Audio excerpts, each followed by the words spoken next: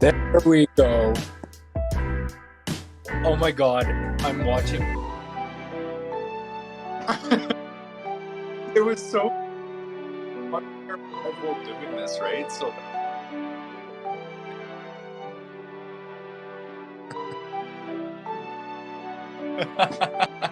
You know, I'm actually on time.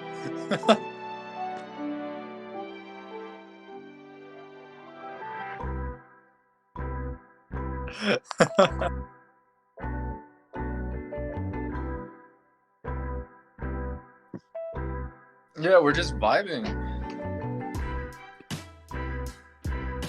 Yeah, man.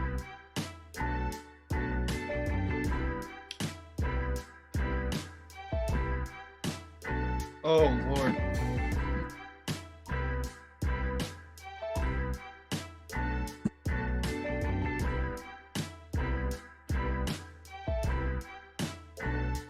What a Chad. Absolute legend out here. What's his name? Coop?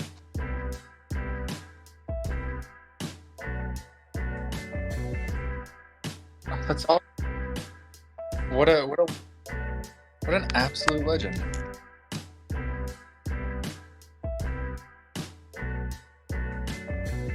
Oh. Didn't I was watching your giveaway stream. I was having fun with that one.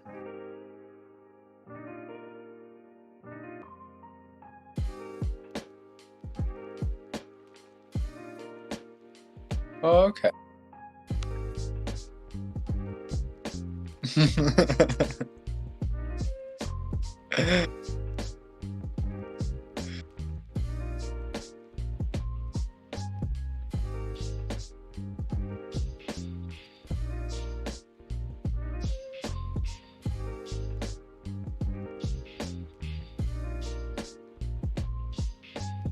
What's the good boys? Like just get.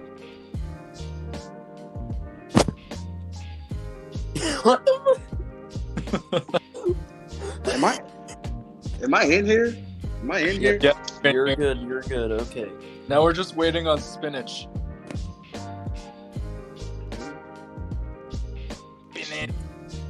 We got Ichi and Kevin. We just need me now.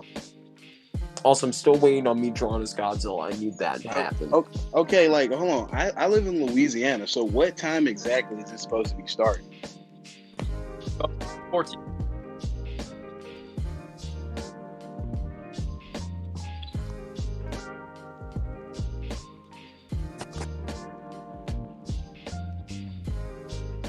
Okay, so that's for us. Okay, all right. Exactly 14 minutes. Ooh, shut the fuck up.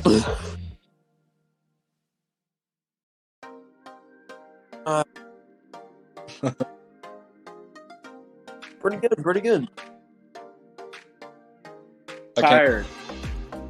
Post-prom depression, but that's about it.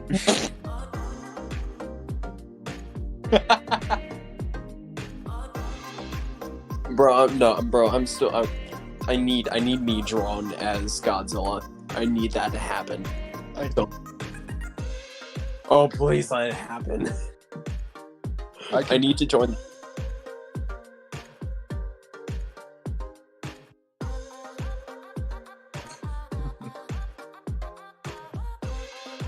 Okay, so wait. It's okay. Let's get like this straight. Is Tekkadan strictly judging, or is he like debating too here and there, or is he strictly judging?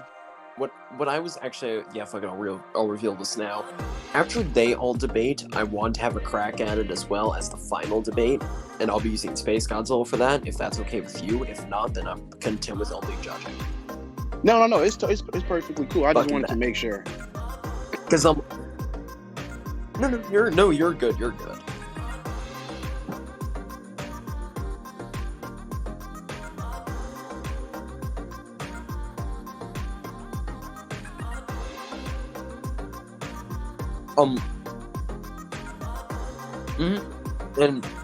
And when the debates are going to start, because I'm a very experienced judge. I've had to do more judging than debating at this point. I'm going to be asking each participant questions, make sure we got all of it set. So like the rules of the actual fight that's going to be happening. So standard battle assumptions, which I will explain because I know you guys are probably not familiar with that. And then as well as certain things like are you okay with minor judging interference? Like if stuff starts going circular, then I will cut in to stop that because if it's going circular and to be able to just continue onwards, it's not fun. So there are going to be things that I will be interfering on, but like for your arguments specifically, I will not. The only times I will ever interfere is if you guys ask for clarification on the other person's argument, or you ask me to clarify your argument. Right. That's the only times.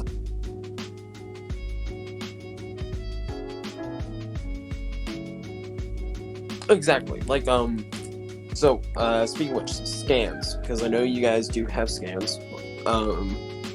Should probably make a scans channel so it's not just general. That's just generally what we do. Oh, okay. So wait, let's check this out. I know I'm Kong. I think Bowie has Monster, Teaser, Kaiser Ghidorah. Who does Spinach and Greenlee have again? Okay, so if I remember correctly, Bowie has King Caesar and Monster X. Greenlee has Godzilla and Destroya, and Spinach has Mecha Godzilla and King Ghidorah. Okay. I was gonna say we don't need more hasted characters in this. We don't need that. So wait. So Tekkadan, you and Grant are doing Space Godzilla? No.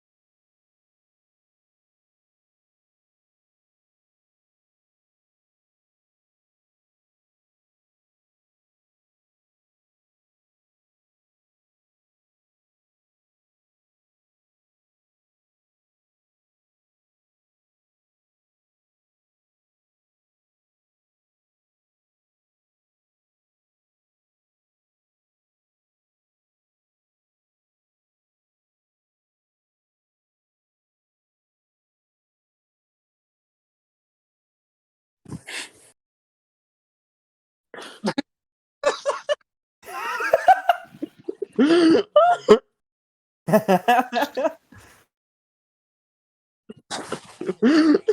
thought I had things correct, but apparently it didn't want to work. Damn it! I had one shot at glory, and I failed. All right. Hi everyone, and welcome to the Kaiju Debate. So, to those of you that don't know, we've been discussing this for the past 2 weeks, and if you haven't heard about it, my God, where have you been? It's literally been everywhere. So today I am joined with who do I want to choose first? I'm joined with Killian. How you doing?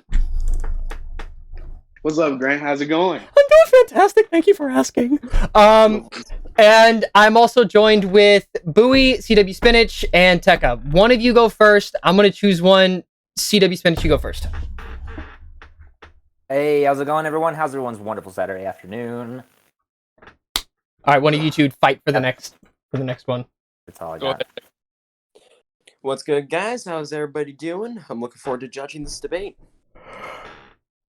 And I'm doing pretty alright, can't complain. Had a pretty nice morning, nice shower, all good to go, freshened up. I thought it was gonna start in 3 hours from now, but I'm not dumb. We're good to go. time zones are weird. Time zones. I'm starting to think Bowie should have been Kevin, honestly. I wanted Kevin. I just like, you know what? I like Kevin because Kevin. And then everyone agreed on it, and they're just like, screw it, whatever, we're gonna go with it. Alright, so No matter what body I have, I will always be confused. yeah, no matter what body I have. I remember that. Bro, that video blew up. The one that I had, it has like over almost 200,000, and I didn't even make any sense. I even got the head names wrong. I even got the anyways, so today we will be discussing different kaijus going up against Kong. And if I remember correctly, I'm gonna speak for everybody on this. I probably forgot this. The kaijus that each of us will be going for, Killian's got strictly Kong. Tekka's got Space Godzilla. CWSpinach has Mecha Godzilla and King Ghidorah, while BigBoyBouie has King Caesar and Mecha Godzilla? Question mark? Monster X. No, Damn it! Okay, that one. You almost did it, man. You almost did it. Almost got it. Almost got it. All right, so to start things off, I want to welcome Tekkadan as the judge. He will be judging everything. He'll explain the rules and everything. But before we start, I just want to let it be known, everything going into this is facts, and if things are just speculation or relate in speculation to what's going on, then it's valid unless Tekka says otherwise, because he's got more experience in the judging aspect than he does the debating aspect. So I thank him for being here, and I thank all of you. Go that far. Come on. Just let me praise you. And thank you for everybody who joined the stream, and to everyone who is a part of this debate today. Let's get started. So the first one going is, I believe, Bowie and Killian. Let's get started. All right, Tekka, if you want to explain the rules, go right ahead.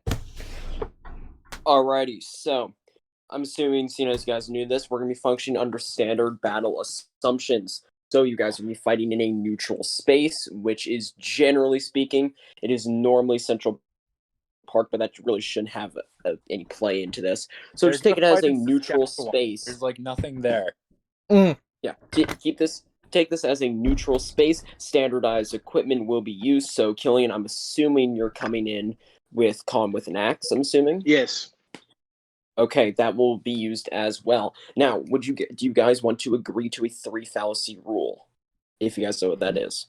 I'm not smart enough for that. So, actually, wait, that shouldn't even be put into consideration. You guys actually don't know fallacies. That's right. Okay. I am Googling fallacies right now. It's essentially things I'm willing. So if you commit a fallacy, it essentially invalidates your claim. Under the 3 fallacy rule, you commit 3 fallacies, you concede the debate.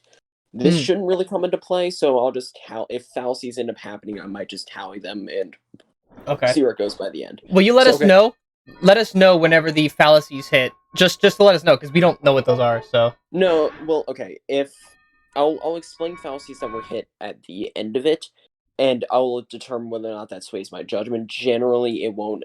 If they're called out, then they're called out, but we'll see by the end of it. Okay. So.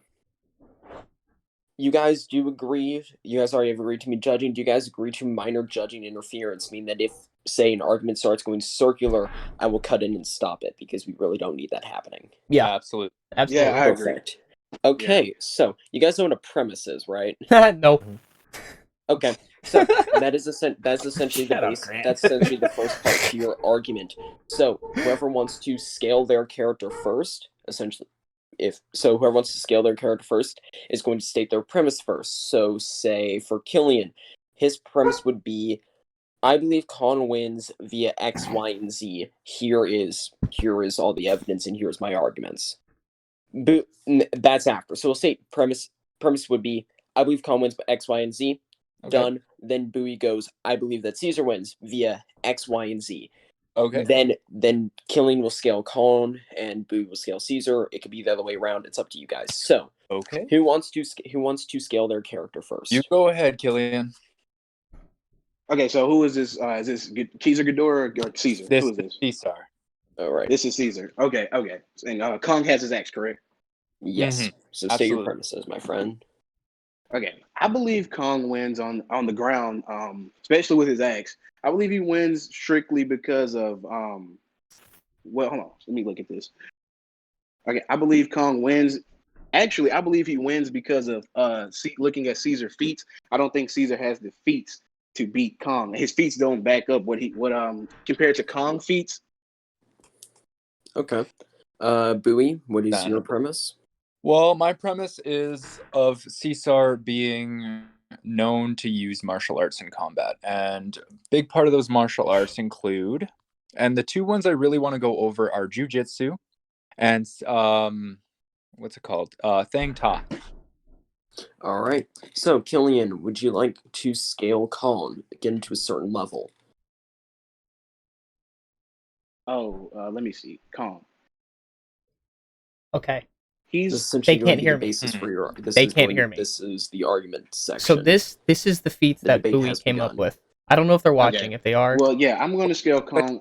I'm going to say this one's like whatever. You guys, yeah, you guys have free reign now. So okay. Kong. I'm sorry, Bowie. So this is what he came up with. Jujitsu right here. Okay, Kong learning how to deal with larger opponents. Without his axe, he's island threat. That's without his axe. With his axe, I give him city threat for sure. I don't think Caesar. I mean, with or without his beams, I don't think Caesar can amount up to that. Well, okay, Caesar obviously has never been shown to wield a weapon, and so he's straight to his hands and always has been. He does have the ability to reflect beams back at opponents, but that's only strictly if an opponent has a beam. I think we both can agree there, correct? Yes. But we can also agree that Caesar is experienced within martial arts. And with Kong, for example, I'm not going to say that Kong is a bad fighter, because that would be a complete lie if I said that. Absolutely complete lie if I said Kong was a bad hand-to-hand fighter. But he has never been shown to or ever described to be a martial artist, correct? He is a very experienced street fighter, and you're welcome to disagree with that. But throughout Kong's life, he's always been fighting for, honestly, on Skull Island, he's been fighting the Skull Crawlers and probably, there was Kamazov, all kinds of different ones, correct? Correct. But if I'm not mistaken, doesn't Caesar fight for the royal family? He protects the royal family, am I correct? It depends on the version. Does Final Wars? I do not think it was in Final Wars. I saw Final Wars like 5 days ago, and I don't think there was any mention of that. Yeah, if you guys would like to clarify, there was no mention of that in Final Wars. Okay. Well, if my research is correct, and please correct me if it's not, Caesar needed Godzilla's protection. He was under Godzilla's protection. He fought Godzilla in Final Wars. Okay, you're going by Final Wars. Okay. Well, back to the martial arts thing, and I believe I stitched one of your videos on this, Bowie, on TikTok. I don't know if you've seen it. When you talk about Kong in combat, and yes, I do know Caesar is a very good martial artist. He is. But one of the biggest lies when it comes to fight knowledge, and yes, you can look this up, even multiple fighters have said it, is size doesn't matter. And seeing that not only can Kong, keep up with him in combat, Kong also has the size and strength to back it up. Well, another thing I wanted to add on here, and granted, there is not an official sighting for any of Kong's weight, but comparing Final War Caesar to Kong, it's the same as comparing somebody who's 6'1" and 6'1.5". They're only 7 feet difference in height. Overall weight, we don't have a confirmed, but and like I said, this is not confirmed, but this is what like different biologists have said for an estimation on Kong's weight, and that was 55,000 tons, which once again that's not canon. That is not an official number. But 55,000 tons, that is comparing to King Caesar's 50,000 tons. That's kind of like comparing a Monkey versus the 170 mythical dog. pound That's funny. 6'1" male to a 190 pound 6'1.5" male. And yes, there is a size advantage there, but it's not an extreme size advantage, and I think we both can agree on that.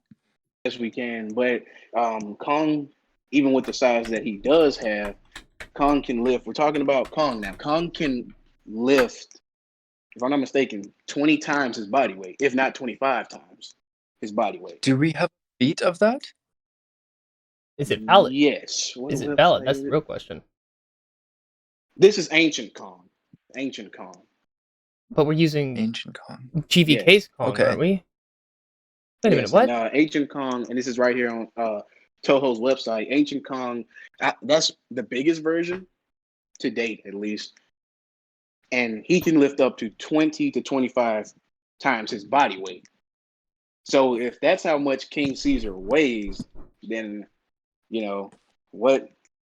But does he have the strength to back it up against Kong in a fight? I would believe so. And here's my reasoning for that. I was going to go over 2 different martial arts specifically, and one of these are jujitsu. Jujitsu specializes in offense, and it is learning how to deal with larger opponents and use their weight against them, neutralize and immobilize them. Okay, and that's the martial art that Caesar uses, I believe. That is one of them. The other one I wanted to talk about was Thang Ta, which specializes in defense and offense, and it's learning how to use weapons and how to disarm and deal with opponents who wield weapons. But what if your opponent can somewhat keep up with you in combat? Because that's what I'm sorry. Kong's fast, and I'm not gonna say he's not, but from the shows of it, one of his best reaction speed feats is being able to dodge. Did you start? Mostly dodge Godzilla's atomic breath within Godzilla vs. Kong. Do you know agree with that? By any chance, do you know how fast that beam is? Absolutely. No, that beam, it is not a light speed beam. It is not, but it is very quick. And I saw one, and what was it saying? It was something like Mach. Oh, it was really fast. It was like 600 times the speed of sound. To clarify, it's Mach 80 to, I believe the standard calc is Mach 80 to 89. Okay, so about 80 to 89 times the speed of sound, which is not light speed by any means. Okay, you said it wasn't official. But another thing to add to that, though, is that you got to remember there is, even if it's short, there is a charge up where there is the reaction to know, oh, he's going to use it, right? Yes, that was shown. Okay. In some aspects, yes, but in others, no. Remember when he breathed in? If we can do this by movies as well, I'm assuming in GVK, Godzilla was kind of just shooting that bad boy out. He wasn't really hesitating. He wasn't huffing and puffing. It was just coming out. Yeah. No. It was way faster than anything before, but you still hear the sound beforehand, correct? Like a V8 motor. I actually did just rewatch Godzilla vs. Kong yesterday to actually use this, and I did. There was a short period. It was a very short period of hearing that, and I believe that also takes away from the feat of reaction speed, because then you get a heads up. Hey, he's going to use it. But with Caesar's reaction speed, he's able to dodge ones that don't have charge ups, correct? Like, he's able to just reposition himself. Another really good feat of his, and this isn't off of reaction speed. And another one is when he was able to where is it? Completely reverse the momentum of Anguirus with a single kick into a mountain, which would take roughly 300,000 tons of force. Just gonna keep this Wow. one. That's crazy. Stalemate. Hello? Hello? Oh, I thought the chat cut off. My bad. Did you hear that one? No, repeat it. I'm sorry. I think I went mute for a second. Another really good feat of King C-Stars is completely reversing the momentum of Anguirus on a whim with a single kick into a mountain, which would take roughly 300,000 tons of force. 300,000 tons of force. That's a Question: fact. Where are you guys going? Where are you guys sending your scans at? Wait. Do you want me to try and find the article link? I can't get in. I mean, if you guys want to send scans and send them in general, it makes life a little bit easier. But if you guys are content without them, then be my guest. Your guys are good. Are you fine without them? Because Yeah, I trust you guys' knowledge. Yeah, I know Bowie's not gonna. Yeah. Okay. It just makes it easier that I don't have to go looking for it while I'm talking, right? Yeah. I want to cut in. I want to tell them. I want to tell them. And after the debate, I'll find it and I'll send it to you, Tekkadan, okay? Mm-hmm. I'll be right back, I guys. do it Give me too, a second. but Bowie, if I recall, you said earlier in your conversation that Caesar dodged a beam without a warning, without a. Well, here's the thing: Caesar is a lot smaller than Kong. If I'm not mistaken, and this isn't a martial artist, this isn't like, and this is even, been said in martial arts.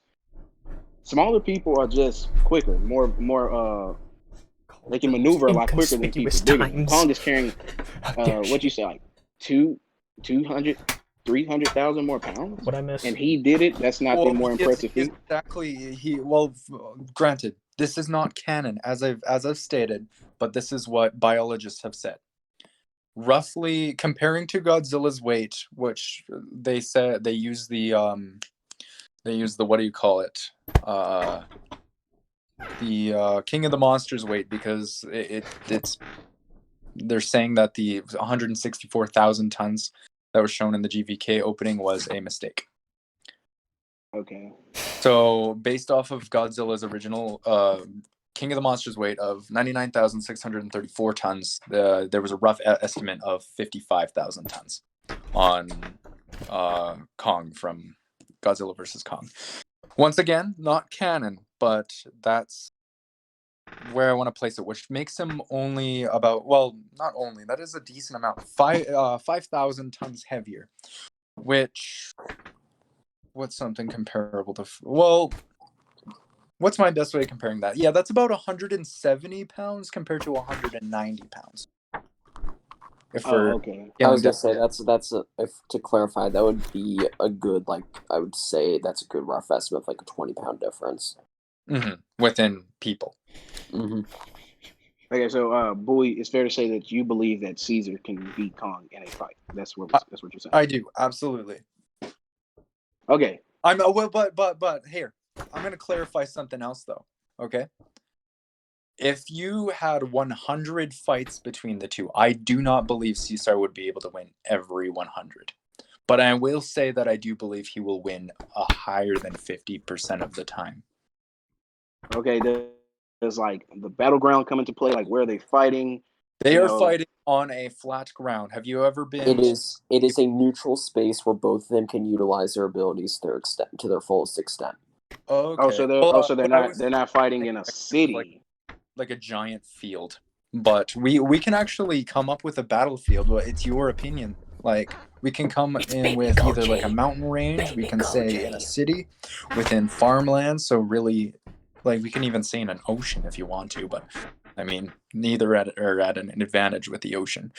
But right, well, if it's a city, then Kong has the upper hand because Kong can maneuver around the buildings. He can set up sneak attacks, as we've seen in Godzilla vs. Kong. I would agree there. I would agree that in a city environment, Kong does have a lot of advantages.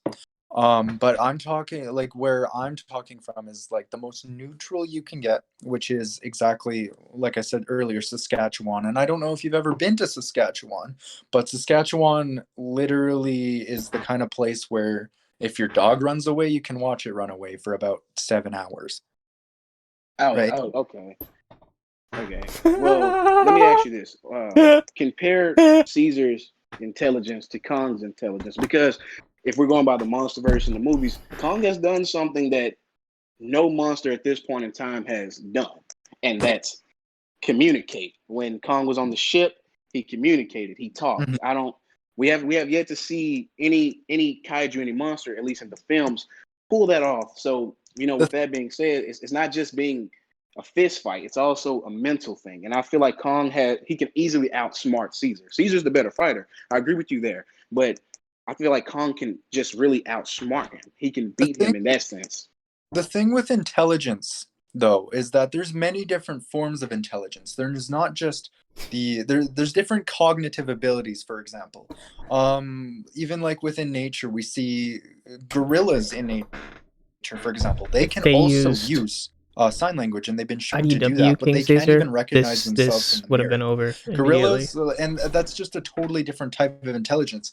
As we see with bears, their IQs as great apes are roughly the same, but it's a different type of intelligence. Ambition.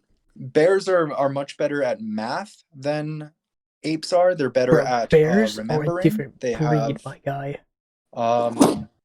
it's really Bears are interesting in nature how there's insane. just different types of intelligence, even like under the same IQ, or even better, greater IQ. Actually, we showed that Albert Einstein, what we consider one of the smartest, feats in human intelligence, correct? Yes. Man, that guy, he actually he was off in certain things. Like he didn't have the best social capabilities. He wasn't overall communicative. He had a couple issues in school as well. But the thing that Albert Einstein, for example, really excelled in was spatial awareness, or his just a couple other things, like for example his mathematics. Like he was an amazing in that sense, and that's what gave him the name that he has. Kong, for example, yes, he is able to communicate with humans, which is a great feat of intelligence. But even going further back into this, we have the difference between knowledge, street smarts, education. There's just so many different things a part of this. What Kong is really good at is that he does have the fighting experience on Skull Island, and you can agree with that. Yes, I agree. Kong has been fighting almost his whole life on Skull Island, and that was with the Skull Crawlers. And I could go into this for so long. Kong also has the ability that he was also, or not the ability, he also has the experience that he was in a dome with humans, and especially Gia, where he was able to learn and have the experience to be able to, do I want a tuna sandwich. sign language, much like the I want real a tuna life sandwich. Coco the gorilla, if you've ever heard of Coco. When did the debate start? About 40 Yeah, minutes ago? I've heard of Coco. I'm familiar. Okay. God damn it. Well, would you say that this is another advantage that Kong has over Caesar in the fight? Kong, and this has been shown, Kong has the ability to learn as he fights. Yep, and that's something that a lot of the MonsterVerse Titans, I see a lot in them, is that they are quite adaptable to their situations. Caesar, I feel like the issue with Caesar is he hasn't been on the screen a lot, right? Yeah, he has. The one thing we know about Caesar is that he already knows what he's doing. And what we see with the Anguirus feat of Anguirus being blown at him, and he immediately knew what to do. He jumped up and did and kicked it, much like I don't know. It was a mixture between a soccer kick and something you see in Taekwondo, right? Yeah, well, I can make the same exact argument for Kong if we can go by Godzilla versus Kong the movie. If we go by the first fight when Kong pushed Godzilla off the ship into the water, he noticed that Godzilla was finna shoot something. He didn't, and this was his first time encountering the beam, if I'm correct. And Kong knew to get the hell out of the way.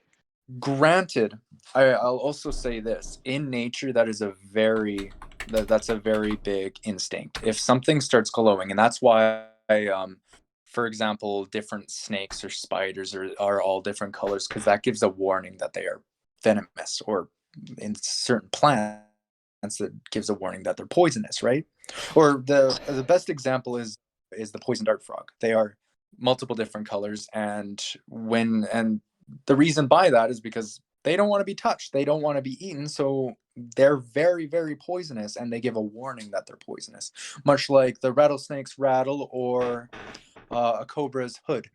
It's all just a warning, and it's very known for animals to see these unusual things and be like, okay, well, I got to get out of here. Kong seeing Godzilla start glowing like an LED lamp Indicator, probably like, would have been like, damn. okay, well, I should stay here I gotta get out of here. because something's about to happen. And I'm not saying that's not a feat of You can see the intelligence, worry 'cause on it his is, face. but it's not as great as it might seem. How do you figure? Excuse me. Because that was the first time, if I'm not mistaken, in the movie that Kong encountered Godzilla. It's not, if I'm not mistaken, it's not Godzilla's first time encountering a Kong, but it was Kong's first time encountering. No, that was his first. Well, Well, this Godzilla. Because we see it in animals too, even animals that never experienced. This Godzilla met say Kong for the a, first time. Now he met a different pufferfish or Kong whatnot. back They in go the up to it day. and it starts blowing up. That's a They're like, different I don't want to touch that, right? It's just Right, the natural. I'm listening.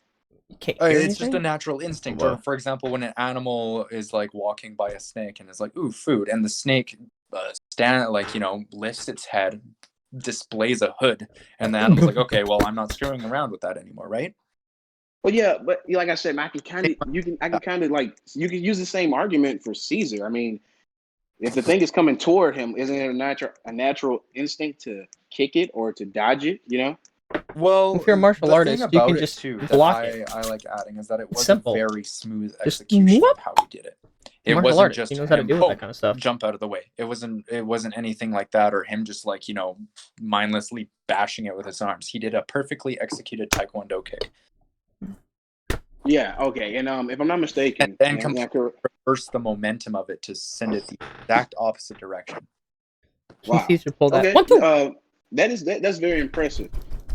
But if I'm not mistaken, Caesar lost to Godzilla, correct? Yes, but Final Wars Godzilla is insane, and I think you can agree with that as well. Yeah, Final Wars Godzilla is insane. I agree there. But if I did watch that fight. And I mentioned the thing with Final Wars Godzilla is that guy had no limit to his atomic breath, so it was all just putting him under pressure. Crap out of it. Like overall, Caesar is not on the same level if he as laughs Final at me, Wars I'm Godzilla. gonna be like, Dad. It wasn't Make there. milk. I'm not But just gonna Final, stand and that's there. not So saying Kong a lot, heard though, Godzilla's because beam and he Final Wars obviously Godzilla is dodged also it. above any MonsterVerse Titan as well. Okay, so what would you scale Legendary Godzilla? Because that's the one Kong fought, correct? I'll be honest. Like I'm not good at scaling things. Let's say like planetary or universal or whatnot like that. But I want to cut in. I want to tell them I'm the one who scales that. I'm the one talking about Legendary Godzilla. I mean, well, because from watching the fight scenes, and like I said, I've seen them both. I watched Godzilla versus Kong maybe like an hour, 2 hours before this debate kicked off, and I watched Caesar's fight during the week. Are you fine if I ask Tekkadan? Because he's a little bit better at like that kind of scaling than I am. I was gonna say, you can ask him. Where would you like me to provide it? Oh, so for Legendary Godzilla or for Final Wars, I do both. Legendary scaling off of the atomic breath feat to the center to the Hollow Earth is large island level. Okay. What would you scale Final Wars to? Planetary. Okay. Okay, so not only did Caesar lose to a Godzilla, he lost to arguably said I wouldn't. I'm not going to go against what I say. By a lot. Okay. So Kong beating Legendary Godzilla is not an impressive feat. Well, not beating, but you know what I mean. He fought him. Yeah, well, and got his ass kicked. He fought him, and he actually got some pretty good hits in, especially in that second round. They didn't do anything. Okay, well, we're just going back to Kong and Caesar. Like I say, this is a fight, and unfortunately, you said that Kong can bring his axe too. I don't see Caesar beating Kong because, as you said, like Kong isn't. You keep saying he's a street fighter, But Kong is not ignorant when it comes to martial arts as well. Oh, That's no. why when I stitched your video, I said it's more like a Chuck Norris versus Bruce Lee kind of thing. But the thing Bruce is, Lee street taught Chuck fighting Norris, by the way. it can be anything. Street fighting is just you learn on your own, and you like street fighting is like, I know it can sound like a disrespectful term, but it's not. A lot of street fighters are really good fighters, and that's what I'm comparing it to. He's a heavily experienced street fighter because that's exactly how he learned. He never encapsulated his fighting style into a specific art, but he encapsulated his fighting style based off of experience, and that's what street fighting is. Oh, okay. Because if we just go back to Godzilla versus Kong, I mean, when Mecha was finna hit Godzilla, Kong caught his arm, hit him with a roundhouse kick to the jaw. I feel like that says he's a little bit higher than that of a Roundhouse regular kick to street the fighter. jaw. When did that happen? No, and absolutely. When did that happen? My thing here too is that a lot of that is just experience, and he knows what he's doing with his Roundhouse limbs. kick to the jaw? Absolutely, he is not a bad fighter, and I'm not gonna deny that he's not hand to hand. And yeah, he's been shown kicking. Like, obviously, the issue with Kong is that he does have short legs, so he's not going to go straight into kicking. Yeah, I can agree with Like, you on compared that. to his arms, like, he's got much longer arms, and his arms are his main weapons, right? Yeah, his arms are Yeah. So we can legs, if you don't mind me asking, not legendary Godzilla. No, it's all good. It's all good. Final Wars planetary. That when an opponent is underneath his feet, he will kick them, and we saw that with Godzilla. We can't have him go all day because we still need to go. Kong did kick him in the neck. Or, for example, getting up onto Mechagodzilla's arm, and then, because of the way he was angled, he was able to execute a nice kick. But it wasn't nearly the type of kicks that we see even in the Anguirus feat, right? It wasn't a perfectly executed karate kick. Oh, that. Okay. But it was. No. I forgot about that. That's what it was, because my bad. The opponent was on a undergo level to his position. Right, but what if Caesar's fighting? Okay, so this is obviously Caesar versus Kong, and yes, Caesar is the better martial artist. And if you don't mind me using this for example, I don't know if you watch the shows or anything. I would compare Caesar versus Kong to like Daredevil versus Punisher, and let me explain why. I don't know one of those characters. I'm sorry. I know who they are. I've never watched any of If that. you watch the show, every time Daredevil and Punisher fight, Daredevil is obviously the better martial artist, but he's fighting an opponent who can not only take as much damage as he's giving, but also give it back as well. And I feel like that's how you have to look at Kong fighting Caesar. Caesar is the better martial artist. Damn. He can throw all the kicks and. Did I mention that we shouldn't talk whenever somebody else? I don't think I did. Who can take that and not only take it, but also dish something equally as powerful back. Right. What one second here. Yo, wait, did I say that? Did I say durability? Did I say that no one gets involved whenever someone else talking? Want to get into durability? Here's a fun little feat from King6. No self-promoting. He is unfazed. Well, barely. He was on his knee for a second from this, but he was unfazed, kinda, by his head being slammed into Rodan at supersonic speed. I'd be unconscious too. And I feel like that, and the overall body weight of Rodan and whatnot, that is quite a bit more than what you see in exactly Kong's punches. I'm not saying Kong's punches are weak, but we're talking a whole kaiju being are going faster than the speed of sound, slamming into his head. Okay, well, interesting. Kong took a beam faster than the speed of sound. From Godzilla. Bro, let me. That is true. No. The beam, granted. Dude, the difference between the two is that. What do you call it? First. The beam was a graze. It was still like a hit, but it was still like not the kind of hit we see. For example, what we saw in King of the Monsters when Godzilla was on the ground and beamed at King Ghidorah, right, where it was just a direct center and just started pushing him back, right? Oh yeah, I totally agree. It was nowhere near that. But even if that's how even if you want to look at it that way, when Godzilla did shoot his beam directly at Kong and Kong blocked it, I'm not going to say anything. Kong only moved back maybe a few inches, meaning he was standing his ground against the power of the beam. Kaiju inches, okay. Kaiju inches. Well, more like it would have been more like, I don't know, 100 feet. Oh, and that's like an inch in kaiju inches or whatever. A few hundred feet is an inch in kaiju terms. No. Yeah, I can't go in because if I do, then I'll be breaking my vow. Going back to, where do you call it? Supersonic speeds, and then we have another. Wait. Here's one thing I wanted to mention as well, and this is going under the situation of Kong having an axe in this fight. Okay. Yes. King Caesar, martial artist. We got Thang Ta. Specialize in defense and offense, learning how to use weapons and how to disarm and deal with opponents who wield weapons. The thing too is that from what we see, they have pretty similar, like the Rodan feat and the. What do you want to say? Well, they're mentioning legendary Godzilla. It's like similar. That's my thing. You can't take my thing. Obviously, if because it was a direct. They started with but the then atomic they breath. I would give that one more to Kong. So I was like, but another thing I wanted to mention too is Kong did have a big little yelp in pain there. Like he obviously felt it. Oh man, I should have honestly, I don't blame him for that at all. First. Oh well, yeah, I can totally agree. I don't know. I don't know if it was Spinach or Grant that said this, but Kong's durability is more similar to human durability. Yeah, I know, and I totally agree. That's the one thing that kind of hurts him in the MonsterVerse is that he does have low durability. The thing where Kong really shines though is his ingenuity and his speed. But the thing too is that those are things that King Caesar happens to do just better, and not being much smaller than Kong, right?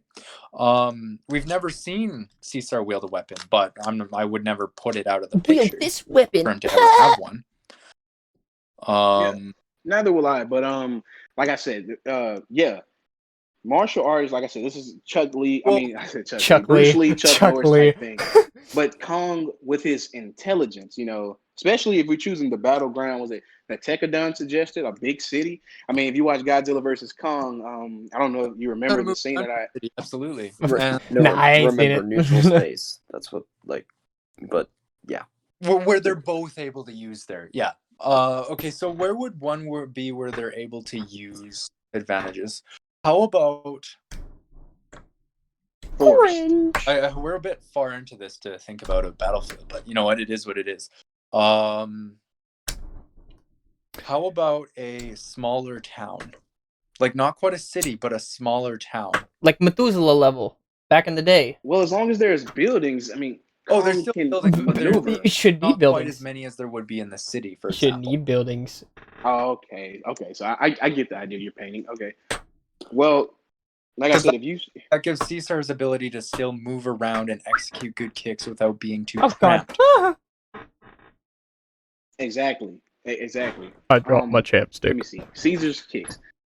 Like I said, Tekkadan, are you familiar with Daredevil and Punisher? Mr. Tekkadan. To a degree. All right. Well, I don't know if you guys watch the show or watch the fight scenes, but like I was saying, Daredevil is. I'll use one better. Batman fighting Deathstroke. I don't know Deathstroke. I know Batman. Slade Wilson. I know Batman absolutely, but I don't know Deathstroke very well. Okay. Well, basically, I would say King Caesar would be Deathstroke. Kong would be Batman. They're equal. Deathstroke and Batman are totally equal when they're fighting, but Batman always gets the upper hand because he can outsmart Deathstroke. He can think while fighting. He learns as he fights. Batman does stuff like that. As we've seen with Kong. If you watch Godzilla versus Kong, when they were in the city, and I think this was how are you gonna genuinely? I know I'm not supposed to get in this, but I'm gonna say, how are you gonna outsmart somebody that uses many different types of martial arts, beating down on you? Like how? Especially if he switches it up, how are you gonna keep up with that? Like a Street Fighter going up against a martial artist is like that's what I'm saying. See, I don't think Caesar can think at that kind of level. Like that was basically a silent takedown. Literally, there's no way around it. Does have the cognitive ability to understand martial arts and be able to go about that, which is another thing we never have seen in nature. Like if I was and you I agree know. there. I'm sorry for We've getting never seen involved, and I'm not animal talking to besides them. I'm talking to humans the audience. If I were to take get part into in a fight, martial right? arts. I'm a Anyway, really good correct street me if fighter, I'm right? If I wrong. go up Like, against if a martial anyone artist, can I'm do not that winning that fight. in the I chat, don't care you how can big I go am. ahead and correct I me have a if I'm friend wrong. who is a martial artist, Maybe Brazilian there is jiu-jitsu. some dog He that can like knocks the crap out of kung people. fu He kick does my ass or tournaments. something, He you know? fights people bigger than Um, him, and he takes him down But with from arm my bars, understanding, chokeholds, there all is of that. I would not humans are want to the fight that only man. known creature on Earth that has been able to understand martial arts, and that does show a definite a high cognitive ability and intelligence within King Caesar, correct? Yes, it does. Um. Well, I mean, kangaroos know how to box. So What the hell does Oh a well, I I don't know mean, if they fair can. enough. I mean, it's That is a definitely not the kangaroo? same, and We're going off track. them, right? Like that's their natural build, which gets them to do that. What we see in God, I totally forgot what I was gonna say. I'm so bad at that. I'm so bad at forgetting what I'm gonna say. God, I okay. Move on from that then. Well, it's kind of okay. I'll use it for got example. it. I got it. The issue with comparing it to humans is that humans both have humans have an insane amount of intelligence compared to, let's say, animals, right? Yes. Well, like different animals. We are a type of animal, but the thing about human evolution that got us so far is that we have insane brains. We are by far the highest intelligence. I mean, we created entire societies. How the hell does a made buildings. We kangaroo? literally made weapons that can destroy entire islands. It's no competition, and that's something we don't see either King Caesar or Kong. They aren't on human level intelligence. They both have high intelligence, but the issue is that they are both intelligent enough to strategize. They're both probably intelligent enough to see themselves in the mirror. I'm sorry, obviously everyone. that's not canon. I'm sorry. But that is a feat of intelligence within nature. I have to disagree with you on that one, because if we're in Godzilla versus Kong, when they were in Hollow Started the Earth, debate. and Bowie did. Kong, I guess the throne room, as I call it, because I don't know. When they went to the throne room and Kong got the axe, he kind of is like as if he just knew what to do with it when he got it, and that's something that you see in humans. I've never shot a gun, but if I see a gun, I pick it up. I know what to do with it. You know what I mean? Well, no, but that's the thing. We do see that in nature. We see that in the same animals that The can't gun even recognize argument, themselves when you in pick up a mirrors, gun, for you've never example. had Like one with, before, right? You don't know how not that thing quite works. You don't know how tools, to for example, undo the clip. but a You don't lot know of how to animals, do that. There's like buttons even on some that thing, or birds they're know like to do switches. this, You got to like grab switch it in rocks order to get it to work. and Could have safety on it. You bash don't know how to things turn that off. open. They know how to. Just saying. Um, Right? Am I wrong? Like, what's another one? A Am lot I of wrong? birds also use rocks to smash open turtle I don't think I shells to am. open them up, right? Just makes sense. Yeah. We do see tool usage in animal. In fact, the one animal that King Kong or Kong is most like is the gorilla. And the gorilla we actually don't see a lot of tool usage in. I mean, obviously I understand that Kong is quite a bit different from an actual gorilla, and you can probably agree there. He is definitely smarter than an actual gorilla. Gorillas definitely get overplayed within, nature battles in terms of their intelligence. The gorillas are not very smart. Well, they are smart. They know how to communicate. They can be taught to use sign language, but they, like I said before, they can't even recognize themselves in a mirror. They are not intelligent enough to strategize in a fight. Like, overall, it's just like that. But it has been seen in nature with different animals that are able to, pick up an item and know exactly what to do with it.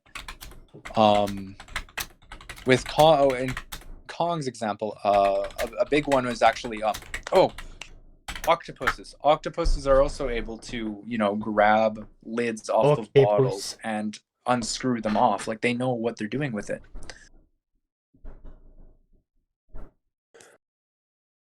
Hello? Right? Like, there's not an insane intelligence difference between the two, or an insane durability difference. I think the whole battle. Hold up. So just to make sure, this is still I want to make sure this is still going completely on topic. Like, this is going to relate to your arguments, right? I want to make sure of that. Okay. Like, yeah. If it is, then you're fine. If not, then this all relates back. We're just talking about intelligence between the two. Okay, got it. Okay, also a Killian left. Killian? Wait, Killian? I don't want to burn over joiner. Where'd he go? wait, Killian left?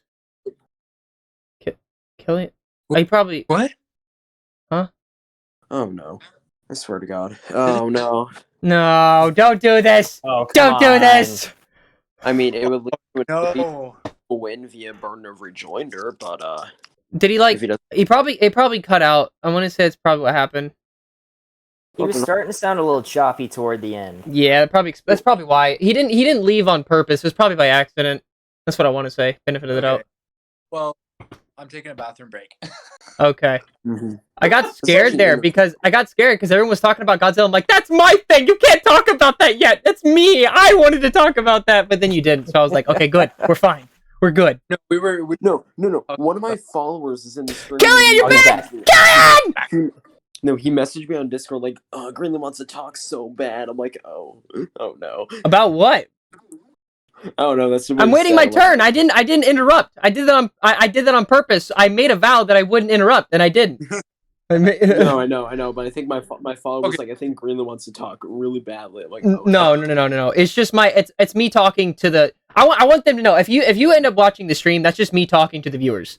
Okay, I'm not trying to like talk in the thing because like I said, I made a vow. I'm not gonna speak on someone else's behalf. Don't worry, you're fine. You know, okay, if so Killian, you good, bro? you yourself talk to the stream, right? Yeah, I'm just talking to the stream. I have my mic muted on Discord, so it's just me talking to the stream. Okay. Don't worry, you're good. Okay. Back to your All right. guys' debate. I'm gonna go With quiet King- now. Okay. Okay. With King so- Caesar, but my whole point between I don't even know if Caesar is he is that they don't show much okay. I think like he's hugely good. I don't know. different in intelligence, and that's just due to them both having pretty good intelligence feats, and that's between Caesar obviously knowing how to execute martial arts and Kong being able to, use his environment to his advantage, and along with Comic book overdose. Thank you for the follow. Fodder beater. Wait, hold on. Sign language. Fod right? eater. Thank you for the follow, Alex. Oh shit! Killian, can you guys hear me? I can hear you. I don't know if Killian. Maybe he's muted. Do you think that could be a thing? Do we know?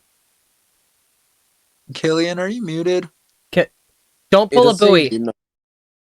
It doesn't say he's muted in chat. He's so- muted in. No, it says Oh his well, no audio's one. active. No one pressed anything to mute him or anything, so I don't know what the problem could be. I don't really know. Uh-oh. This ain't good. Debate, Oh, man. no. Killian, if you can hear us, type in chat. Clap your hands twice. Wait, no, that It's not wouldn't gonna work. Never mind. Buddy, Raise your hand. Raise your hand. Killian, type in chat. Killian? Bro. Guys, calm down. Stop making fun of Killian. There's no need for that. Stop it. Stop making fun of Killian. I'm not talking to you guys. I'm talking to chat. Stop Yeah, it. knock it off, stream. Stop it. Stop making fun of Killian. Stop it. Right now, I do not condone that. You stop that immediately. Ow. Dude, I think I chafed myself. What did you what? Huh? I think I managed to. Don't know how. What? No, it's on my like my thigh, right near my knee. I don't even know how. Not gonna lie, this is a fun debate. Guys, stop making fun of Killian! Stop! This is actually surprisingly really entertaining. Like, you guys are more mature about this debate than I can be less mature. I can do that. No, I know by that I mean like Bowie and Killian, the way they're speaking, the way they're arguing their points is a lot more mature than a lot of high tiers that I see. There's no yelling, no spurging, no jumping, none of that shit. It's just I'm not collected. You the only time you'll hear me yell is if I am find out. Yeah, no, like I just got to watch a debate yesterday where some of the highest tier debaters were debating, and it was just a spurg match. I'm like, okay. Well, you know what? If you're liking it, Tekkadan, I like that. I don't know. It's enjoyable. I like Oh, he's listening. gone again. Is Oh, he he's actually- probably fixing the Discord. Don't worry. Yeah. Just... Just give Okay. him some time. It's okay. It'll happen. He's okay. I need to get mods on this thing, but I don't know how to because I'm not smart enough to figure that out. Look if I know. Yeah, I don't know. Someone help me! I don't know how to get mods on this thing, please! Watch, I'm gonna go pee and then he's gonna get back. Grant, talk like a girl? No, I refuse. Tekkadan, you've been listening to the whole thing, right? Oh my god! Yeah, no, I can keep track. I mean, I could be a What do you mod. think so far? Is there anything? Oh, Pop goes, yeah, she could be a mod. Or he, I don't know. But what are you saying? Yeah, what are you thinking about the whole thing? Like anything you'd? Me? It's not me. actually I will say this, Bo, you nearly pulled the no limits fallacy. You almost did. When you were talking about Godzilla's atomic breath. Oh, Like okay. it has no limits. I'm like, don't go with that. Please! Don't Wait, do why it! did I say that? No! No, like when you were talking about Caesar and Spite, it's like, oh yeah, he's Ajuna. You said something along the lines of like Godzilla's breath has no limits in Final Wars. I'm like, oh no. Well, no, I didn't mean it that way. There's obviously I know that's why I didn't. That's why I was like, okay. How? no. In What I mean is God's that name you do I can make just, mods on this thing? How do I do that? I don't know how to do it. I'm not smart. You're fine there. You're fine there. But I don't know. like this is a close, Yeah. it's actually a close debate. It's pretty entertaining. I think it's funny that the fact that we I was have. about to get into a Oh, my bad. My bad. Go ahead. Go, my good sir.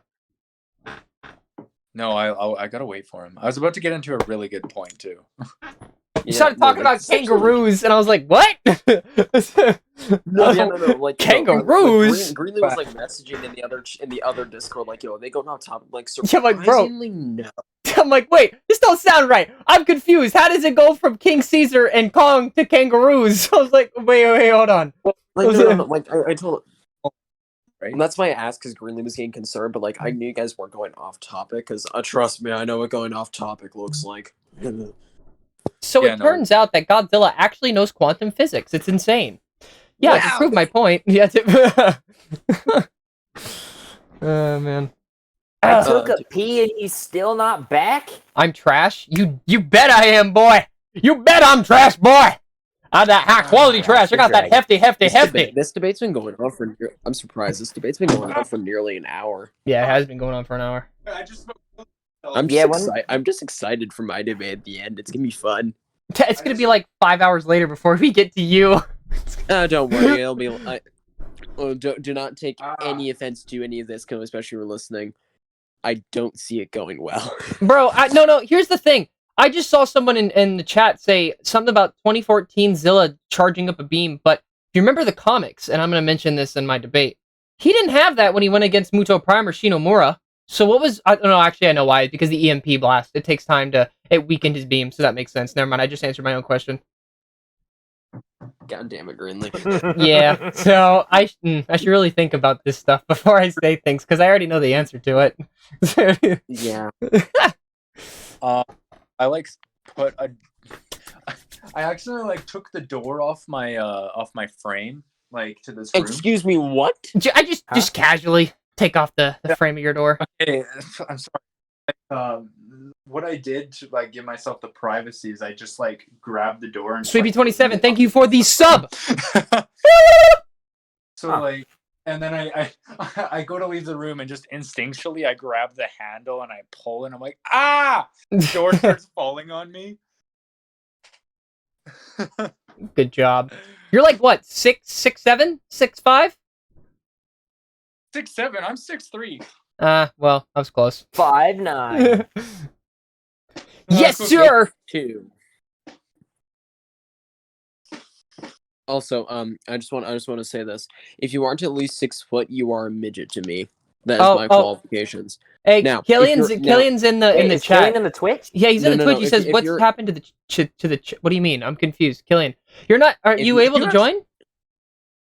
What happened? No, he's still in here. Spinach. If you're 5'9" to 5'11", you're a pseudo midget. Killian, are you able to get in? Are you able to? I'll still kick your ass with ambition. Ambition. Yeah. How tall are you, Tekkadan? 6'2". He's Am back. I back on here? Okay, you're back. Hey, what happened? Dude, my whole Wi-Fi crashed. Dude, I have that problem. I know how you feel. My guy. That's not fun. That sucks. Like mid conversation. Is Bowie still in the chat? Yeah, Oh, everyone's here. We were Yeah, just we're all waiting. still here. We'll go quiet now so y'all can continue. All right. I apologize. Hey And- Grant, you wanna type in the order in the Discord? Oh, it's a good point. The I order kind that of we're doing the forgot. debate? I kind of forgot I'll already. do it. Because I know I'm going next. Yeah. I'll do it Okay, right yeah. Okay. All right, yeah. Cool. I can do that. now. 1 sec. All right, I went Hey, quiet. well, let me just apologize for that, man. I know that probably delayed everybody's time. I know it's but good. God, I was like, what happened? It's all good, man. Trust me, we have those problems. It happens to everyone, so you're fine. This Okay. debate is really entertaining. I'm gonna be honest. Okay, All right, so so Bowie, where were we? in the comments, 1 second. I'm just typing in the order and I'll get back to you. Okay. bro, has anyone Okay. ever had tuna sandwiches? I mean, they're pretty good. Bro, I have one. They're so like freakishly amazing. Sorry, I just had to say it. I'll be quiet now. Thanks, Grant. Love you, buddy. I'm glad I could help. Thank you. Thanks, Kevin. You are very welcome. Goodbye. And then Astoria, and then we have Space Godzilla. Bro, like I'm not joking. That's the order. Oh yeah, this is up. So- Alright, we're here. I'll Here, go there's the back order. from where I left off. Caesar, Mecha, Godzilla, Monster, intelligence Ghidorah, Destroyer. difference between Kong and Caesar isn't astronomically different. In fact, we actually cannot really propose who is higher due to showing very high feats of intelligence. For example, we have Caesar, who's able to, execute martial I've had tuna arts. melt. Bro, I have had tuna Execute melt. it It's very, so freakishly very amazing. well. And that is thunder. Nice. I hope my Wi-Fi doesn't go out. So, and then we have Kong, who has pretty nice feats of, using his environment to his advantage, and we have Kong's feats of being able to use sign language, and that's something we both can agree on. They're both pretty high, but they're both not quite human extent, and we explain that with octopuses are still able to unscrew gonna do caps off of bottles and whatnot.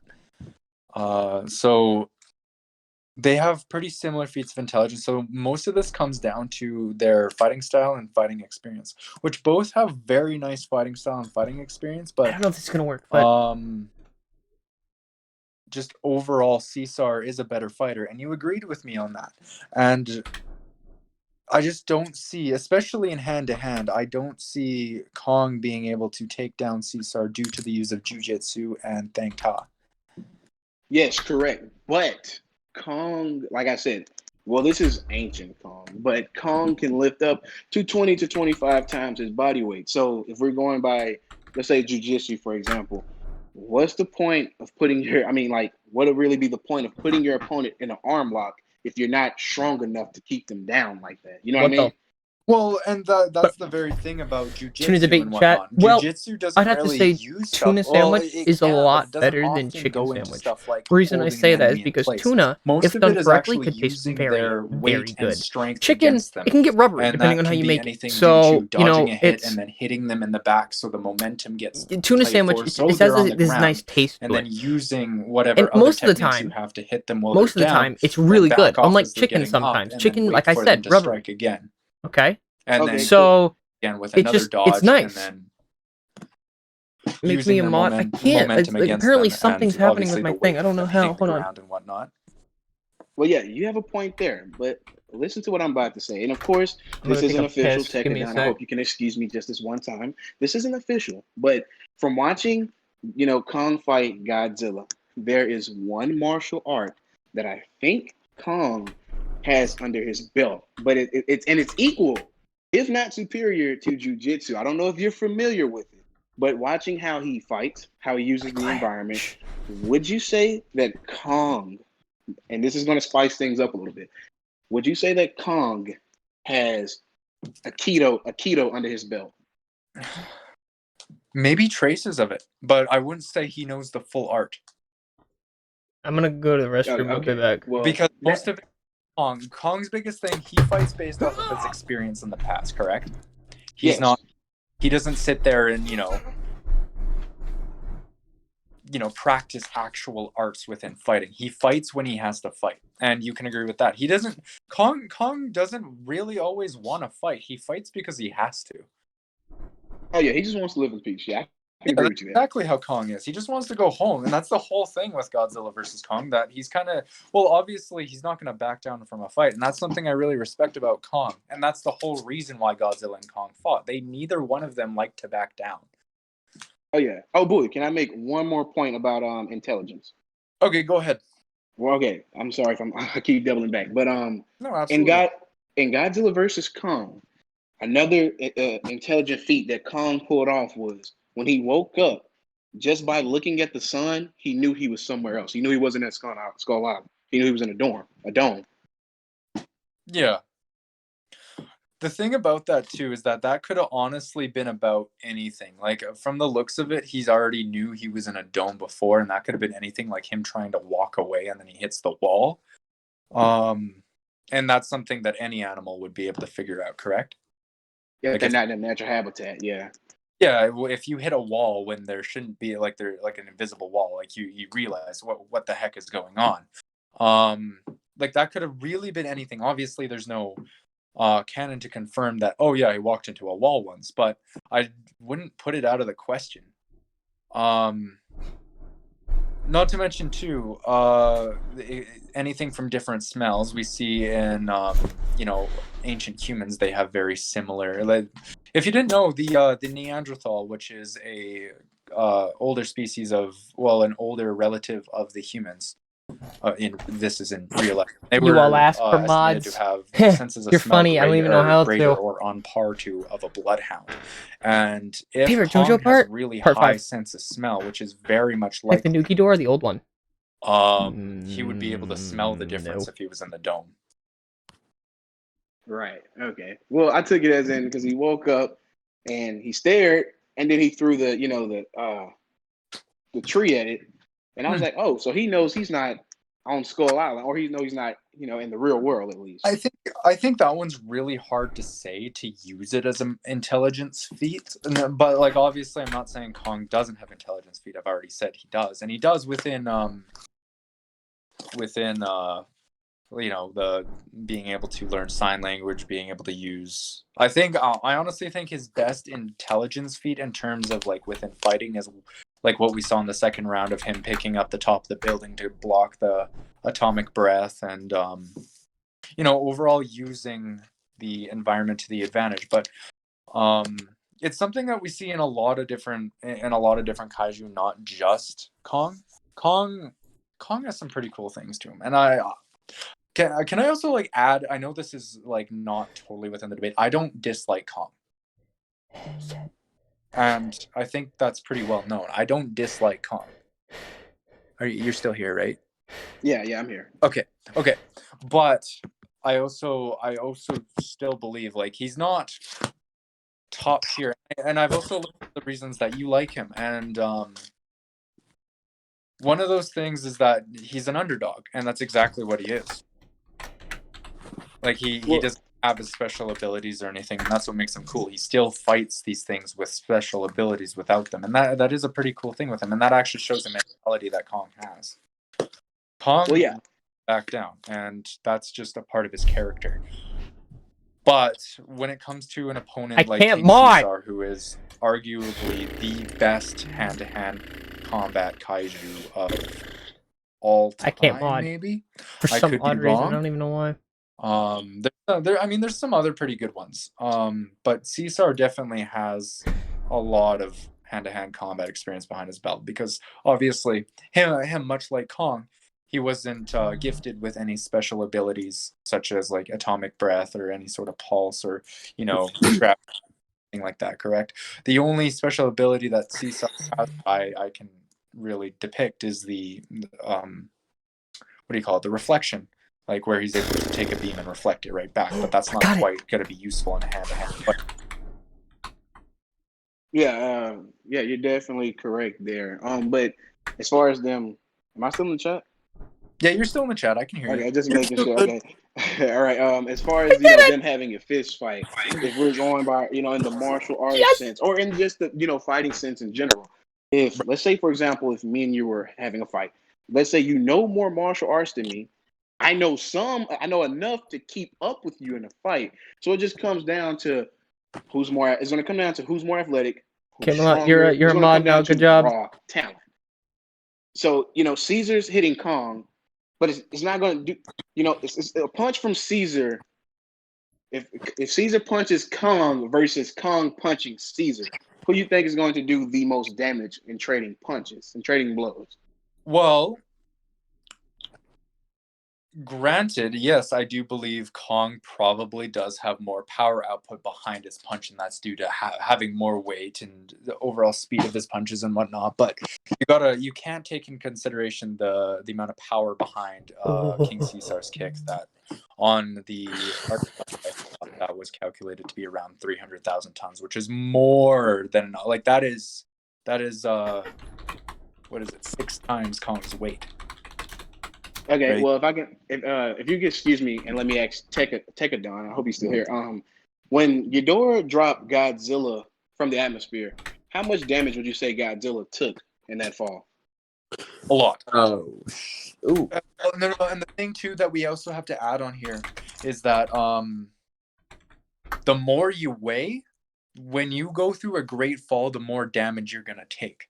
Right? Yeah, that's something I would say. So honestly, the thing is with that thing is that calc that hasn't actually, like, to my knowledge, I don't actually have a calc for that. He did take a solid amount of damage, but you have to keep in mind that Godzilla was weakened at that time. In fact, quite weakened. Well, he was also unconscious, dropped on his back, and survived still.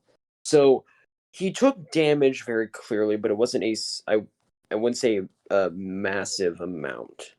what we're saying is trying to calculate the joules of force. Or I could not calculate that right now. I don't have that. I'm not good at at math. the time, I could probably do it, but it would take a long time. Yeah, it would take me a hot minute. So on the next debate when it's gonna be Kong versus Mecha Godzilla, I'm gonna take the time to do that. Okay. Yeah.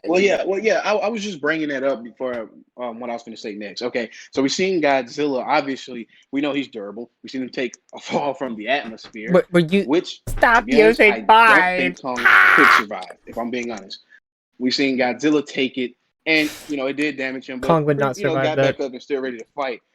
And I say this to say, when you explain Caesar kicking, how powerful his kick is.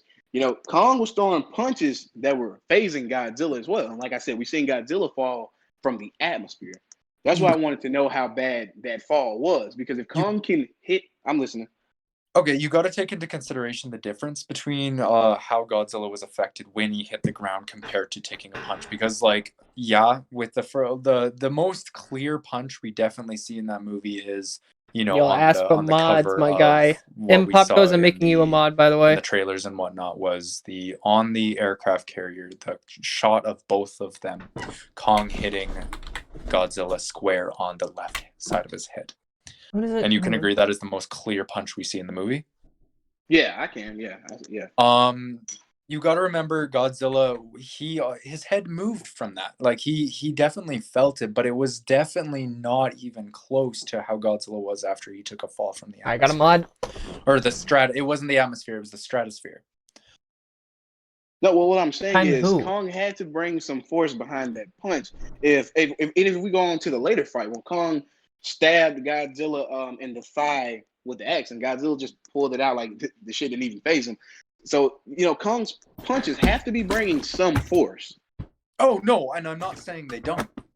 But yeah, because punching Godzilla and making Godzilla Kong, go, LMAO. Look well, at not, Hong of course Kong. he didn't knock him out or anything, but punching Godzilla and throwing a punch that Godzilla feels, it says a lot about the punch that you're throwing. Yeah, no, absolutely. But you also have to compare that to King Caesar's reaction speed. Like, how likely is he to get hit? I'm not saying Kong wouldn't be able to hit Caesar, but my argument is, would it be enough times to take him down, right? And see, that's where the battlefield comes into play. Like, that's why I say because they're fighting in that small town, as you suggested, where Kong can kind of, move here, move there, sneak a punch, bam. That's why I say I can make arguments for both of them. I really can. Yeah, no. And I that's see exactly Kong taking this fight. well, and I understand where you're coming from, but my opinion here is definitely within the martial arts.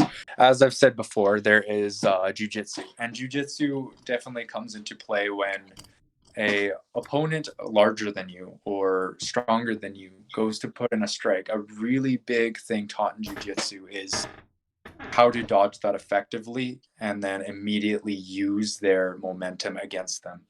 That can either be while they're executing that punch, you can dodge it and then either use your knee or your hand or whatever. There's so many different parts to this. And then when their momentum is going forward, you use your momentum to also go forward and use the colliding momentums to add the damage force into a vital area of the body, including the temple, the neck, the what do you call it? Well, I forget the name of the pressure point that's underneath the arms. I know what you're talking about. I know what you're talking about. Yeah. Or another one common too is that get behind the opponent. Actually, one fight that we actually see in a pretty recent movie, well, somewhat recent movie that actually really showed a bunch of jujitsu was the short fight between Thanos and Hulk in Yeah. Infinity War, the very beginning of the movie. Yeah, no, that's a bit. Most of that fight was jujitsu. What you see with Thanos being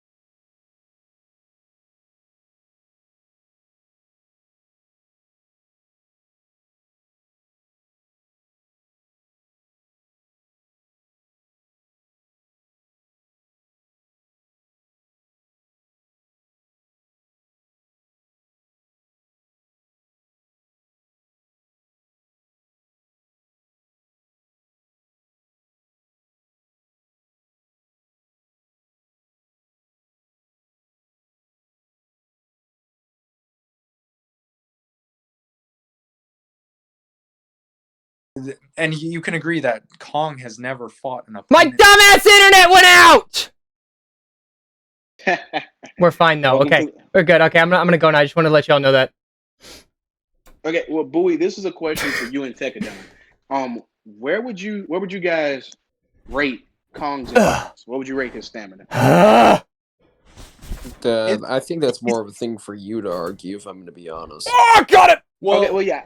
Because the other ones were like clarifying things of like what got like certain Godzilla scaling, but this one is entirely your character. Okay, well, yeah, thank you. If we go back to Godzilla versus Kong, is well, Bowie, you said Kong's weight. You did mention it earlier, but you said it wasn't official. But Kong is moving all that body weight around, and he dodged an atomic beam for that shooting out at, was it faster than the speed of sound or breaking the barrier of the speed of sound? Mach 80. Which is each Mach is an extra times the speed of sound. Okay, so we can say Kong. Is it fair to say Kong has a great bit of endurance under his belt? Oh no, absolutely. But we can't rule out the fact that turn their volume up a little bit more. Okay. Right. That's why I feel like the longer the fight is, especially with the battlefield, Kong is going to, because we've seen what he can do while fighting, but also trying to dodge a beam at the same time. If Kong can fight and only have to focus on fighting the person and not having to dodge an atomic beam like he had to do with Godzilla, I feel like Kong would definitely have enough under the bag to pull the win off against Caesar. I don't know. There are definitely the feats that Kong has, and I really wanted to take up this one for the fact that I knew, obviously, the thing between Caesar and Kong is that he's the one that I think out of a 50-50, he's more likely to win against Kong. But going into this, I also 100% believe if you To pay put them for it. in, the same situation 100 times, it wouldn't be 100% King Caesar winning them all. And I said that from the beginning, correct? Yes. But my thing is that I believe Caesar is going to win more often. And that's just due to his martial arts experience. And also finding out that they're not even that far different in weight and size overall. Like it's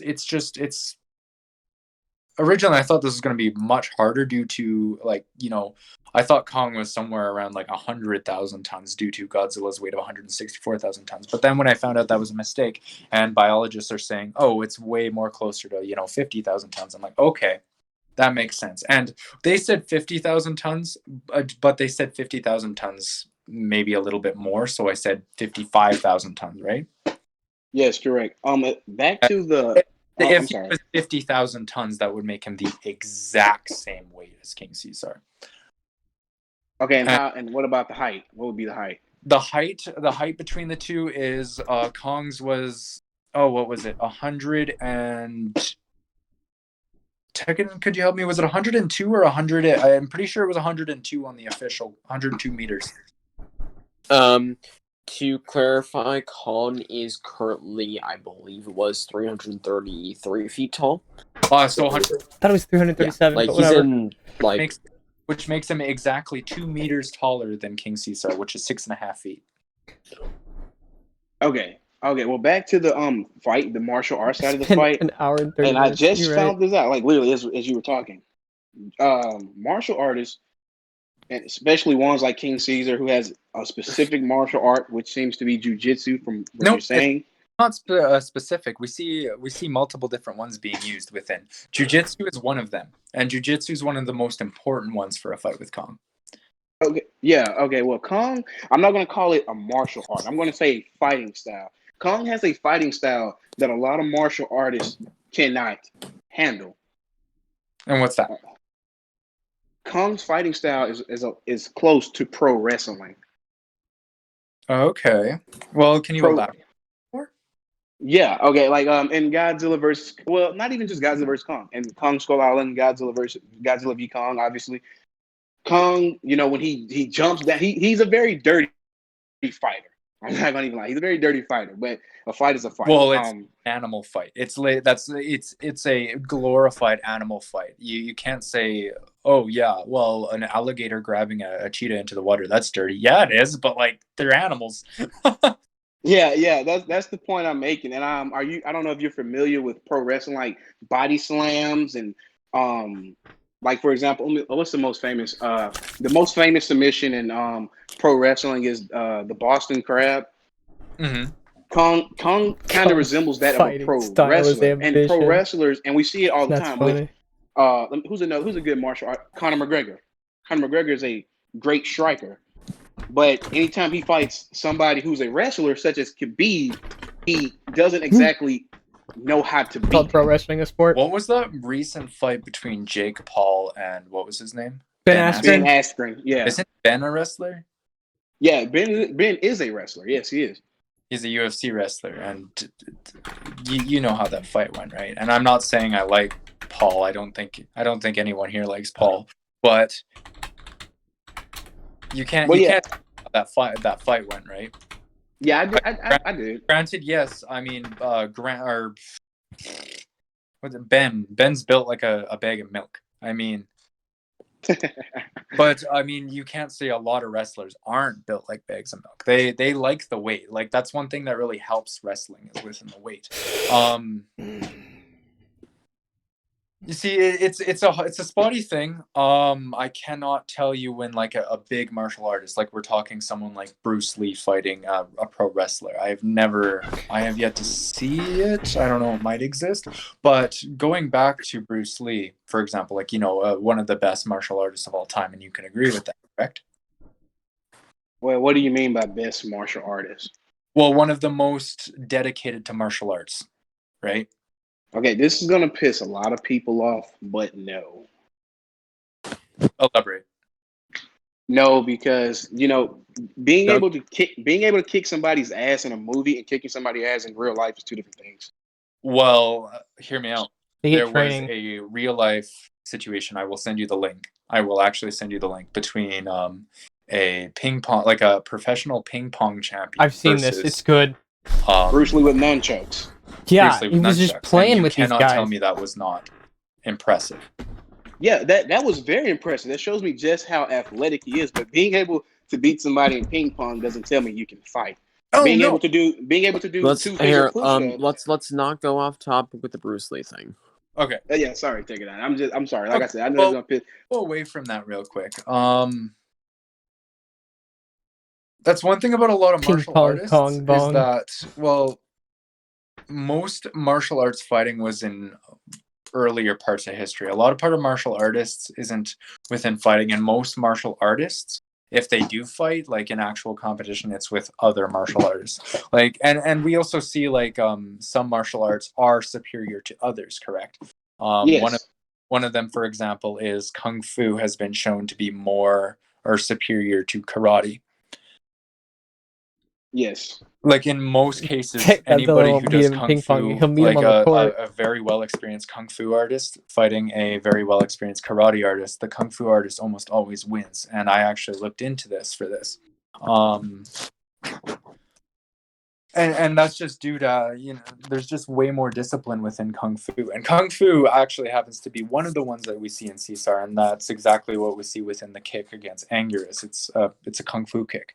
I forget the name of it specifically, but well, it can also be called a Taekwondo kick because there's a Taekwondo kick but Taekwondo is specialized in kicking, like completely. I mean, there's a little bit of a hand combat within Taekwondo, but it's mostly feet. Okay, well, like I Got a said, I'm not going to call this a within martial art because Kong calling Kong. pro wrestling a martial art is very disrespectful. I'm just going to say a fighting style. I feel like Kong utilizes, a lot of pro wrestling in With his you, fight Kong moves. is a very how do I put this? He's got a very animalistic fighting style, and and actually, you know what's the funny thing? If I wanted to say any martial art it's closest to, it would be a very, very, very, very dumbed down version of karate, or not karate, Kung Fu, because most of Kung Fu is actually based off of animal fighting. Oh, like wow. different animals. Okay, well, yeah, now that I did not know. I did not know that. But yeah, and that's just like MMA, UFC. Anytime we see a Monster high vs. level King striker Caesar, maybe. fight a high level boxer, well, not boxer, I'm sorry, high level wrestler, the fight is always pretty much one sided in favor of the wrestler. And Kong is perfect to compare to a wrestler. They know they can't. Well, Kong can actually punch, but they know they can't punch. They can't kick. They are Yeah, we're hella still on durable. Kong versus King Wrestlers can Caesar. take a lot of punches because they have to get close to the striker to do their takedowns, to do their body slams. That's the thing we see in a lot of wrestlers is that they have a lot more body fat. And I know that sounds disrespectful, but body fat is a huge thing that helps, especially humans, in durability. Is it gonna be your turn? Like 15 overweight hours, people probably. are far more likely to survive car crashes and all these types of things. But I can't say that Kong is quite overweight in terms of body fat index. No, he's actually pretty. He looked ripped. He looked chiseled and God. I mean, he's got an interesting build that doesn't really resemble any sort of like a human build. Like he obviously like pulls That's true. from apes. It's like more Thor so. versus Hulk. Hulk is Yeah. stronger, but Thor is more of a skilled fighter. Why did I say that? Because Hulk goes animalistic. He doesn't control himself. You know what I'm saying? Like he's more so built like. Okay, Kung Kong's Fu, exact lol. frame is a mixture between a How did you Neanderthal gain more points? and a gorilla. Subbing or something, I think. Right.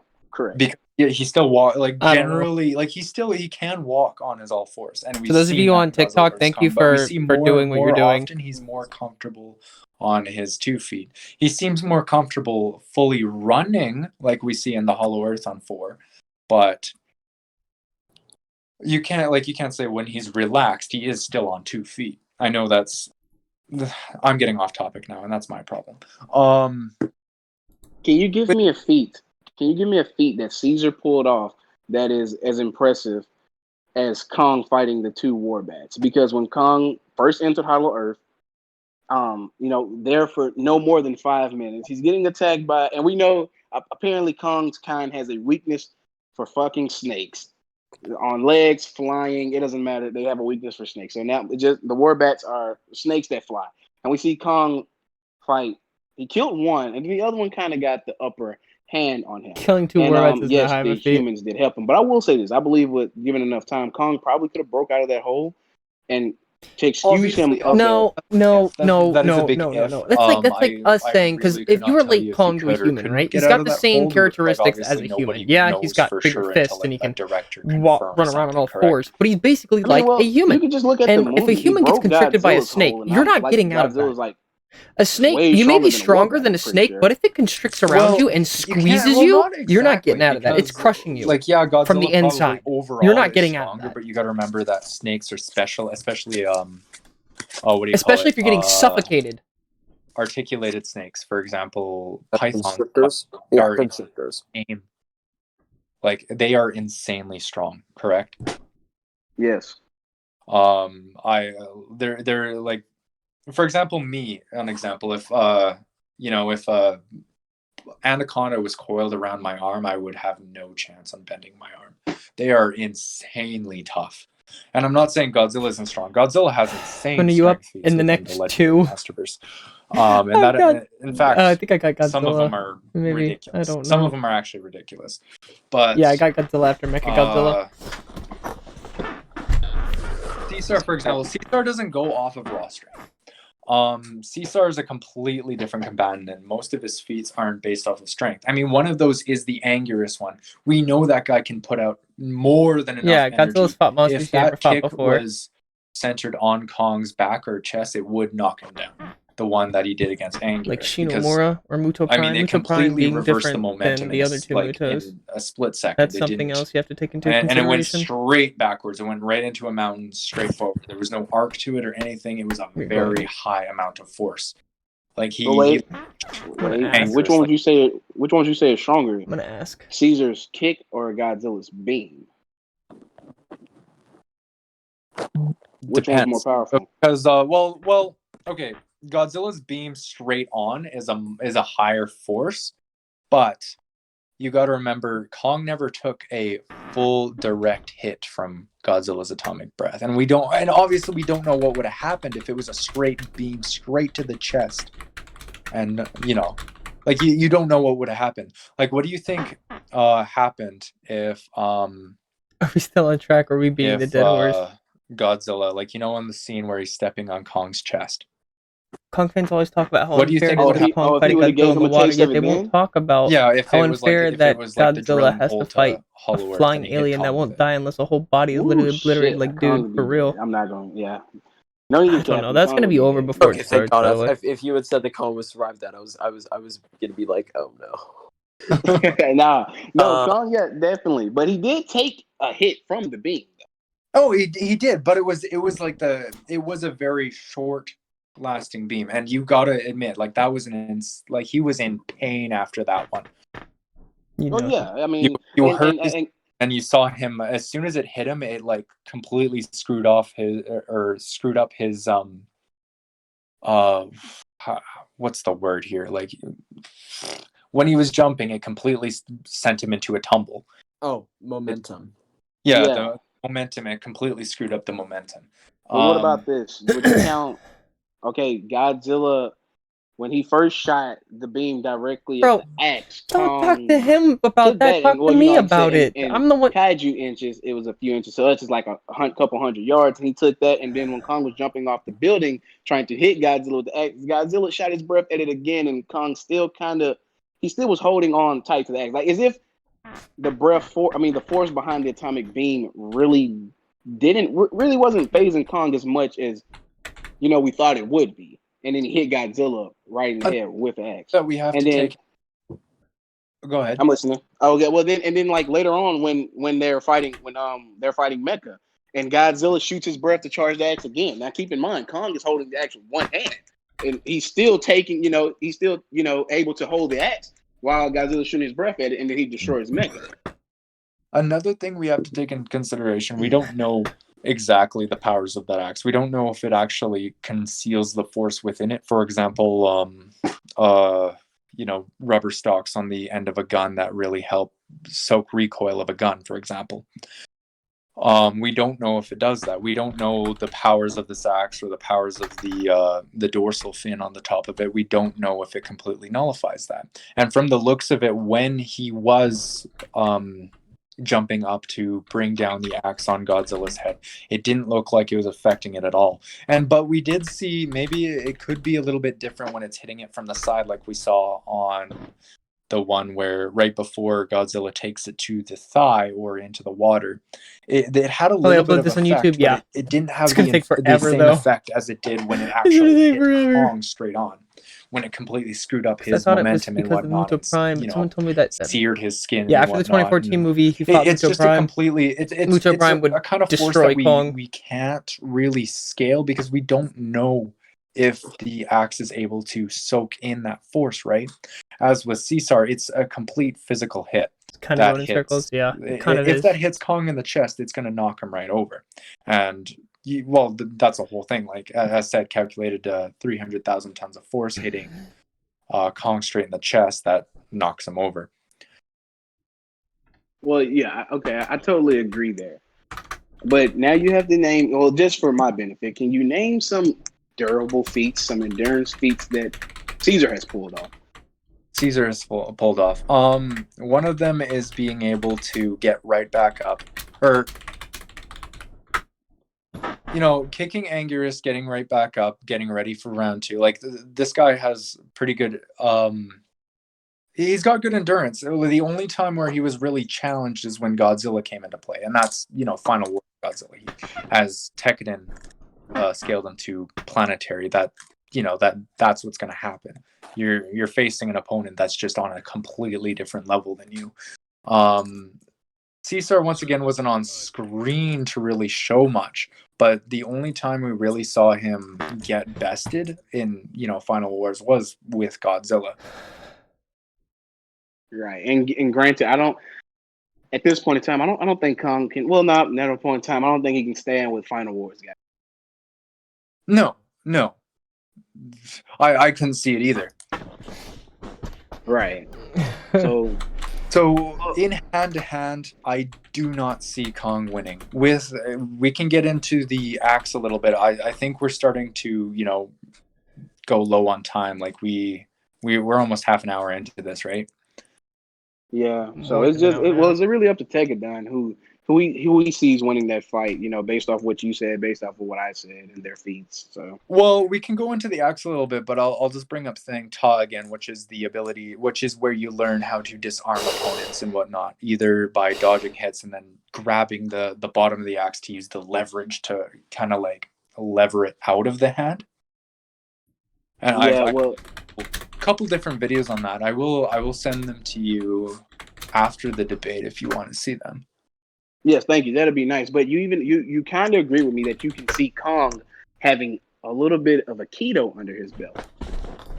A little bit. Like it's obviously not the full art. It's definitely not at all the full art.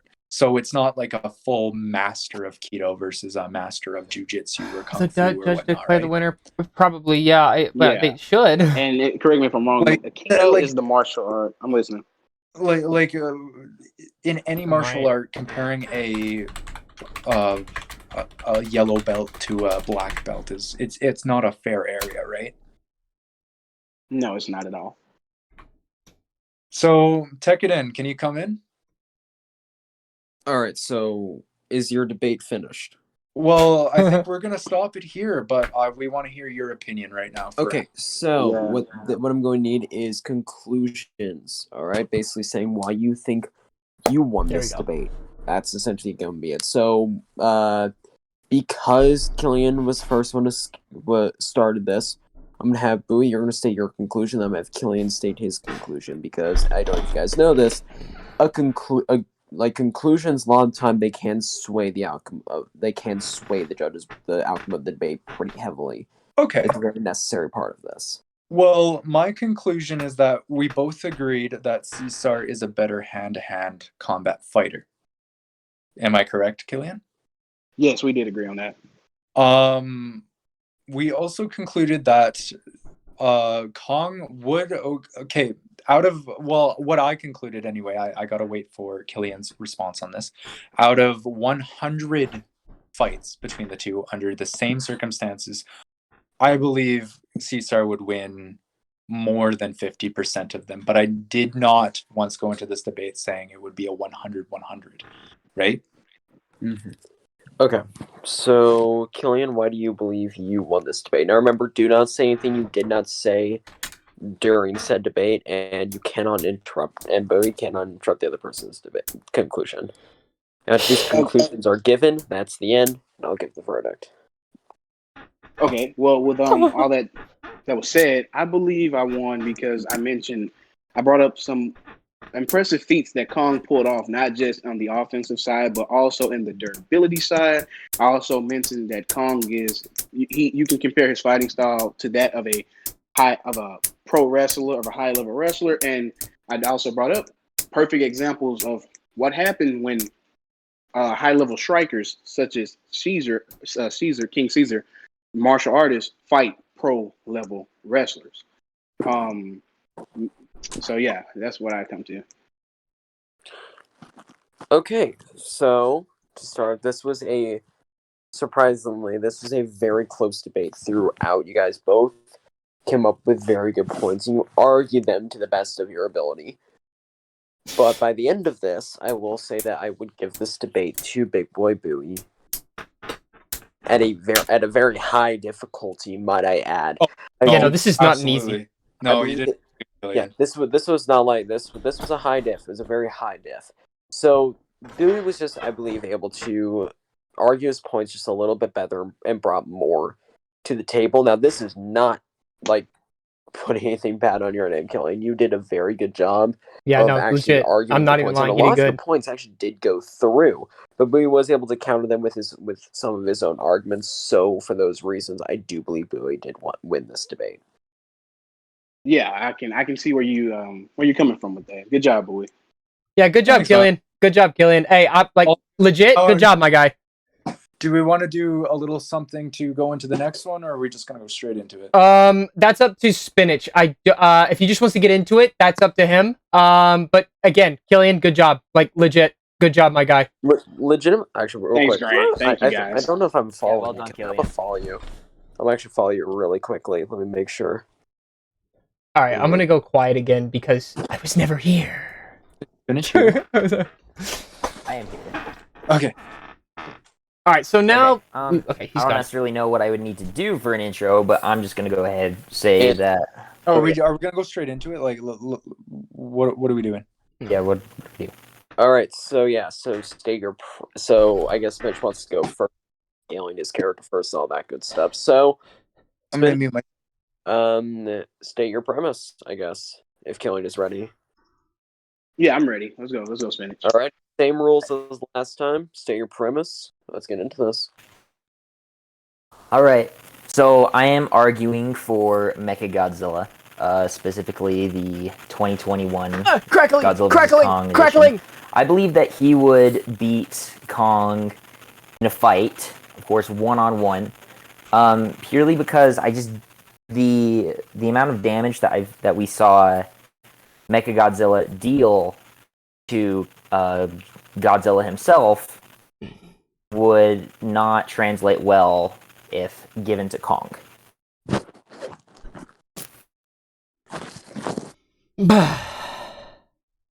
Okay. Well, hello, you guys still there? Yeah, no, I can't. I'm still Can't there. hear me. All right. Okay. Well, okay. Obviously, I'm arguing for Kong. I see Kong beating Mecha. I do because one, Kong, like I said against Bowie, Kong has a high level of intelligence, and I feel like we can both agree, and when I just even me and you, Spinach, we can all agree that Kong would be smarter than Godzilla. And not to mention, this isn't Mechagodzilla has an infused Ghidorah head, and it's not Ichi nor Ni, it's Kevin. So I feel like Kong would definitely find a way to beat Mechagodzilla since it's Kevin controlling him. What? Okay. That's kind of funny, not gonna lie. That's kind of good. I will laugh How at dare that. you make fun of me? You guys are good. No, okay. I will be working out while judging this debate, so I won't be on mute as much. Now, Tekka, let me clarify something real quick. Are we in the Central Park scenario again, like kind of This a is level playing once field? again, once it's in the Central Park soon. This is once again, it's just going to be an area where both of your characters are able to utilize everything they have to its fullest extent. I didn't So use it's going to be an Death area where Battle, so Kong I will don't know. still utilize his agility, but it's not going to be a massive disadvantage to Mechagodzilla, if that makes any sense. So it is a neutral field. So, Well, like, Spinach. that's- How about? I'm sorry, take it down. You can finish. no, you're good. I was just going to say that's just really how it works. Okay, Spinach. How about this? How about we make the battlefield Hollow Earth? Hollow Earth. Wouldn't that put Kong at an advantage? No, because Mecha gets his power from Hollow Earth. Okay, I can see that as fair. So would you agree to do that? Make the fight in Hollow Earth? Sure, we can do Hollow Earth.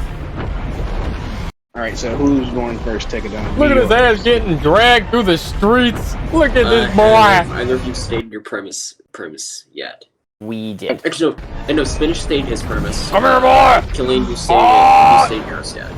Yes, I have. Okay, then. Yeah, I think I missed your premise. Whatever. We've got him. Get over here. Spinach will be the first one going. Okay, All right. so regardless of whether or not Kevin is the one, in full control, if it's solely Kevin alone in control of Mechagodzilla, I still believe that Mechagodzilla is taking the fight because like I said, we saw exactly what he was able to do to Godzilla himself. He was capable of lifting and throwing Godzilla, who I believe is stated to weigh just over 99,000 tons in Godzilla vs. Kong. In what was previously stated, Kong only weighs around 50,000 tons. If he's able to lift and throw Godzilla to the degree that he is, that shouldn't be a problem with Kong. Furthermore, we established that Godzilla's beam was able to damage Kong at only a glancing blow, right? Yes, correct. Mechagodzilla's beam on a direct hit was able to severely damage Godzilla, which we have established Godzilla already has an extremely high durability, being able to be dropped from the stratosphere and being able to get up within a matter of minutes. Okay, so you're correct. Is it my turn now, or? Sure.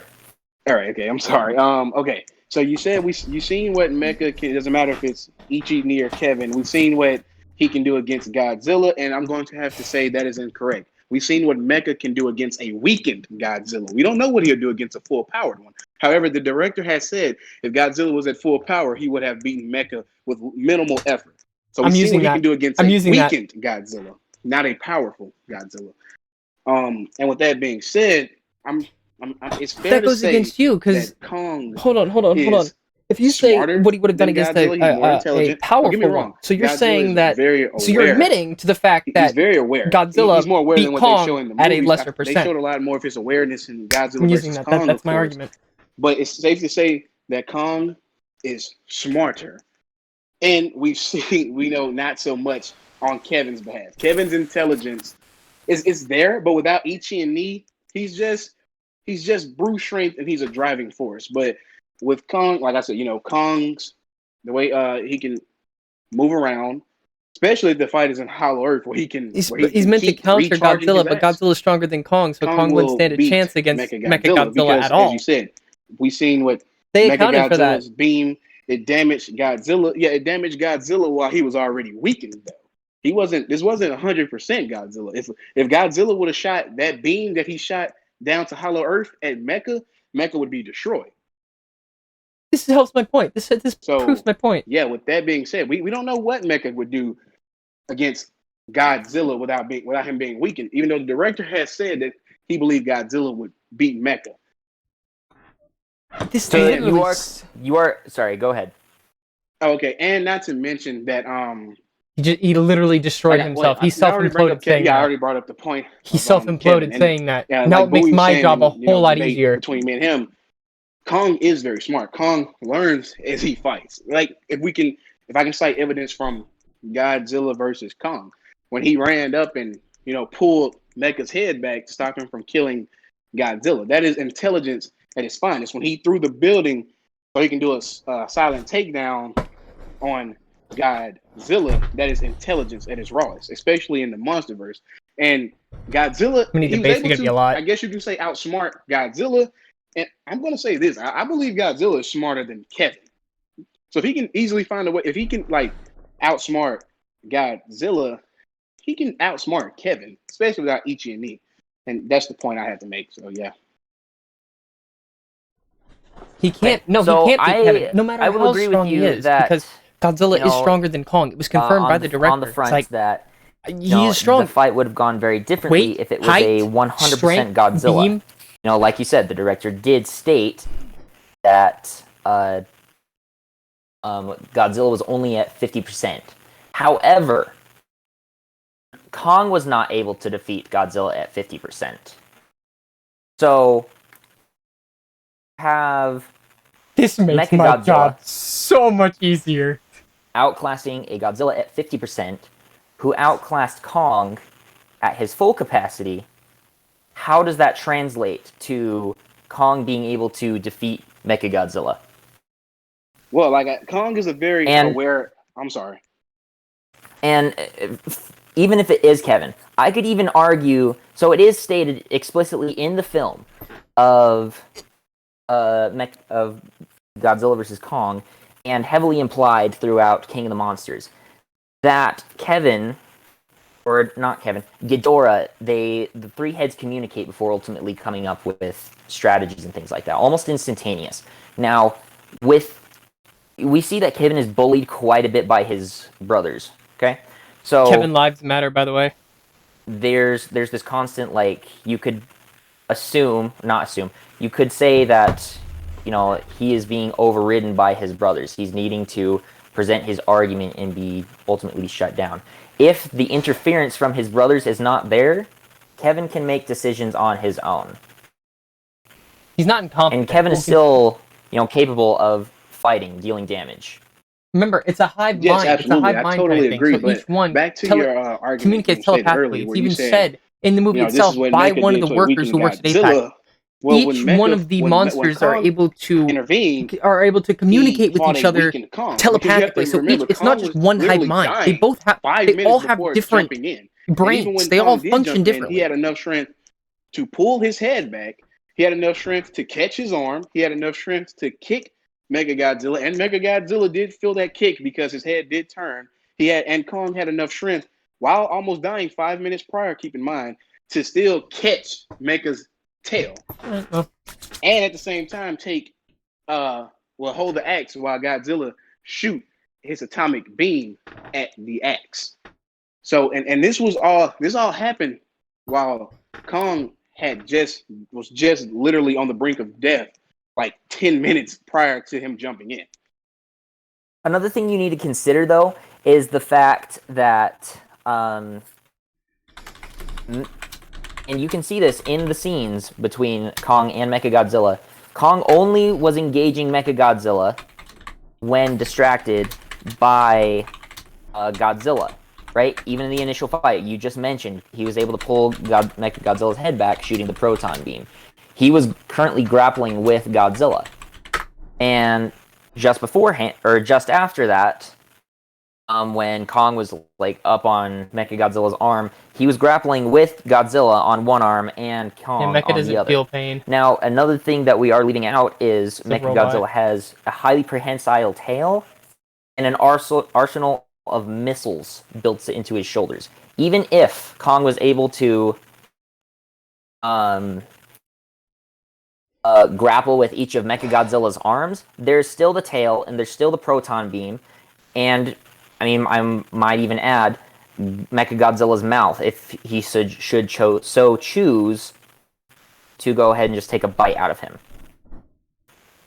Well, yeah, but we're talking Yeah, about that's if this is a fight between them, both of them at a. Well, first of all, if the fight, especially if the fight takes place in Hollow Earth, because in the movie, Mechagodzilla was at 100% the whole time until he died because they had connected the power source to him. So they double So wouldn't teamed he him. be even stronger if he was closer to his power source?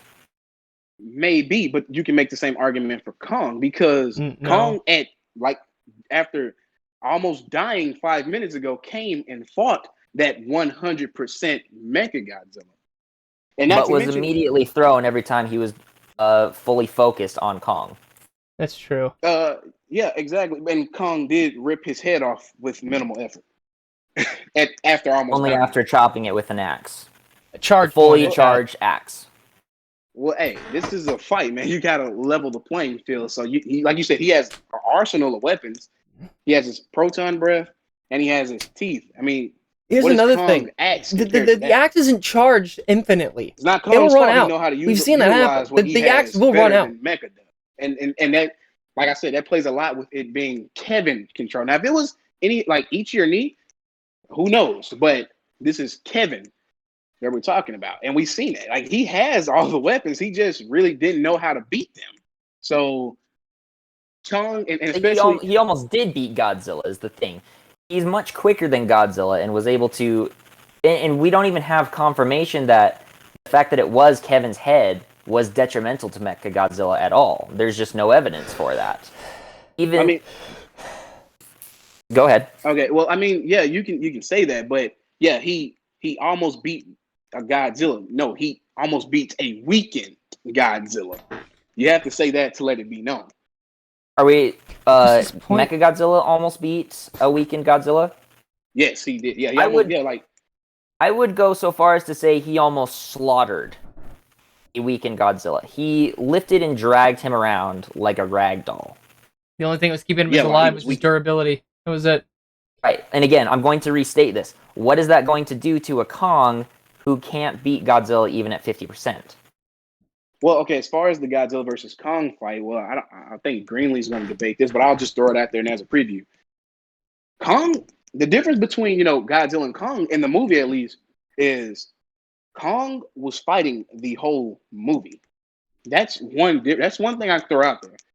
Godzilla came, he destroyed Apex, he went back, had his rest. He came and he fought Kong. Boom, Kong went to Hollow Earth, fought Dude, the he did Warbats. not fight the entire Boom, movie. Kong What was came the back part up of and him then going to had get to the fight axe? He wasn't Godzilla again. fighting anything. There was no breaks for Kong, or at least Fighting not a long inhibition to time get period out of breaks. there. Whereas Godzilla, and I guess you can say, well, Godzilla had his time, and Mecha doesn't need breaks because he has his unlimited power source. So that's one of the main differences. So job. Mechagodzilla's endurance Bowie. Good job. outclasses Kong's. Yes. This makes my debate so much easier. Yes, I will agree with you on that. It does. But, and as So consequentially, he has no capability of becoming tired, no slowed thought processes, unless alcohol enters the chat. Alcohol, yeah, but that not whiskey. only saved my monster's life, but yours as well. Because aren't you a Godzilla fan? Oh, I am a Godzilla fan, of course. Yeah, my kaiju put his life on the line to save your apex predator when he didn't have to. He could have got Gia and just left. Gia wouldn't allow it. And I'm not debating that. I am. And Leave full that to me. disclosure, I'm Leave that 100% to me. happy with the way that movie ended. I predicted it. But we're getting a little sidetracked. This we is are. once No again. spoilers. Well, you shouldn't This be is here. Mechagodzilla versus Kong. Yes, it is. And like you said, Mecha doesn't get tired, but he doesn't get tired, but he can still be killed, as we've seen in the movie. And we've seen who was the one to kill him, and we've seen how can Kong kill him. So imagine if they were in Hollow Earth, where he doesn't have to wait for Godzilla to shoot his breath at the axe. He can just say, "Oh, I'm about to charge this up," and he's going to keep. Actually, a theory of mine is that and this is just a theory, of course, it's not official, so Tekkadan, bear with me. While Kong is in Hollow Earth, the axe stays charged. It doesn't start to wear off until he goes back to the surface. You remember how it was charged? The axe seems to stay It charged. lit up because it signaled. It So doesn't it mean it wouldn't makes be it like he has to stronger. stop, charge it, and then fight Mecha hand to hand and then wait for his charge and then come back and grab the axe. No, the axe is going to stay. The axe is going to stay charged while he's in Hollow Earth. And Well, then as we, I'm going to go. I'm going to go ahead and say that. I'm gonna go ahead and say what? Hello? You good? Yeah, I'm gonna go ahead and say what? Correct. You cut only- out badly there. Hey, You're good. you cut off, Spinach. You got to repeat yourself. You cut off. Oh, sorry. Hang on. Where did you lose me? I didn't hear nothing. Like literally nothing you had just said. Okay. So I'm going to say that it's not the axe is not Killian, necessarily Bowie won. always charged, right? Just because it is in Hollow Earth does not mean it's charged. When Kong found the axe, it was not charged. Correct? Yes, correct. Okay. So we don't know what circumstances requires it to remain charged, but for the sake of the argument, let's just say that it does remain charged. Okay, that's fair. Now let's go ahead and this is what I am visualizing. That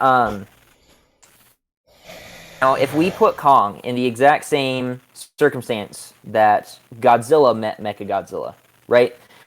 If they charge each other, Mechagodzilla decides to use his missiles right off the bat. Godzilla was discomforted by those. Kong has a pretty high vulnerability to fire and firepower in general. Correct. Correct? So that's already going to do a number to him. Right? And we don't know the exact limits to Mechagodzilla's shoulder arsenal. We know that it's pretty high. Right. Even if he started with that, Kong Right. is already in trouble. All right, well, let's take it from there. If we're going to talk about, them fighting, we have to talk about the aspect of how each of them fight. See, like I said, Kong being smarter than Godzilla, and like you said, Kong is aware. He's highly aware. Kong is aware of his vulnerability to fire. He's aware of all of that. Kong wouldn't fight Which Mechagodzilla legendary? in the way Godzilla did. That's not how Kong moves. Kong is he knows that he's outclassed by this opponent.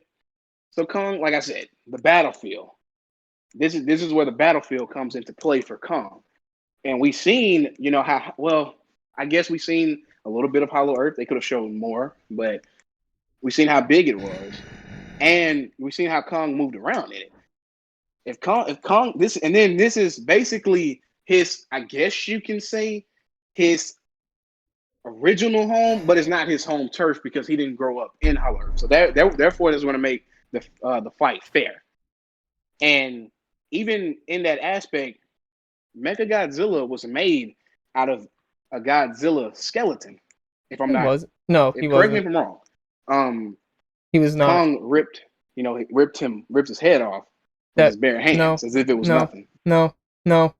Okay, no. but only after decapitating both his arms, one of his legs, and the tail. No. He went prone at. No, there was no skeleton. There was no skeleton. You're right, but I'm not denying that Kong is strong and is able to. Who won Congress? Is capable Caesar High of Def. the strength of using his strength to pull off Mechagodzilla's head, but I'm looking at the circumstances that required him to get there, right? So Mechagodzilla had to be distracted by, the system error, I believe Spinach is winning. and then he was already in the grapple. Okay, required both of the arms, one of the legs, and the tail to be chopped off, right? Mechagodzilla spine. yeah. Furthermore, Or what I would Godzilla's say is Mechagodzilla, our first introduction to him, he uses an execution style. Basically, Spread Eagle splits a Skullcrawler in half. I would argue there's really nothing stopping him from doing that same exact thing to Godzilla Kong. beat Kong at 50%. Wait, hold up. Okay, yeah, you've seen Mecha did kill Bowie won against Skullcrawler, Killian. but Kong killed those for breakfast. He wakes up killing them, goes to sleep killing them. When he gets bored on Skull Island, he goes and kills them. So you can't really, because that if you want to go by that feat, then that's going to be more toward Kong. I'm not using that as a feat to demonstrate Mechagodzilla's strength in comparison to a Skullcrawler. I'm saying that he's capable of using that technique. Oh, So okay. if he's able to detain Kong in a similar manner that he was able to, preoccupying both his arms and legs, he's fully capable of executing him in the same similar manner. Okay, well, like you said, Kong chopped both his arms off and then he pulled his head off. Well, see, that's the thing about Kong. Kong believes in fighting smarter, not harder. And as we've seen, Without the charged axe, he's not as going we've to do seen what anything. Kong did, even if that was the case, he had to chop his arms off to do it. You know, I'm going to bet that pulling off Mechagodzilla's head took a lot of strength. I mean, right. So I don't think he would be able to hold Kong down to do that. I don't think he would be able to. He did, though. Did he? He did. That was Kong literally had the drill, the equivalent of kaiju inches from his face. He was detained. He was down. The only reason that Kong survived that was because Josh poured the alcohol into the system, which further, it caused the system error for Mechagodzilla, buying him time, and this is stated, buying enough time for Godzilla to charge the axe. Well, yeah, I can definitely see where you're coming from with that. But as I've said, I don't know if we have any like official weight for Mechagodzilla. I don't know if we have any because he has a Godzilla skeleton, video, but yeah. then again he's metal, he's mechanized, so I can't really. It is confirmed that he has an outer plating of titanium. Oh wow! So Kong pulled titanium apart with little to no effort. Well, I wouldn't say with little to no effort. After it already created, it's like me. That would be like me saying I can pull a tree in half. I can pull a log in half, Captain America style, only after chopping it several times with an axe. It's not that impressive, as opposed to straight up pulling the log in half.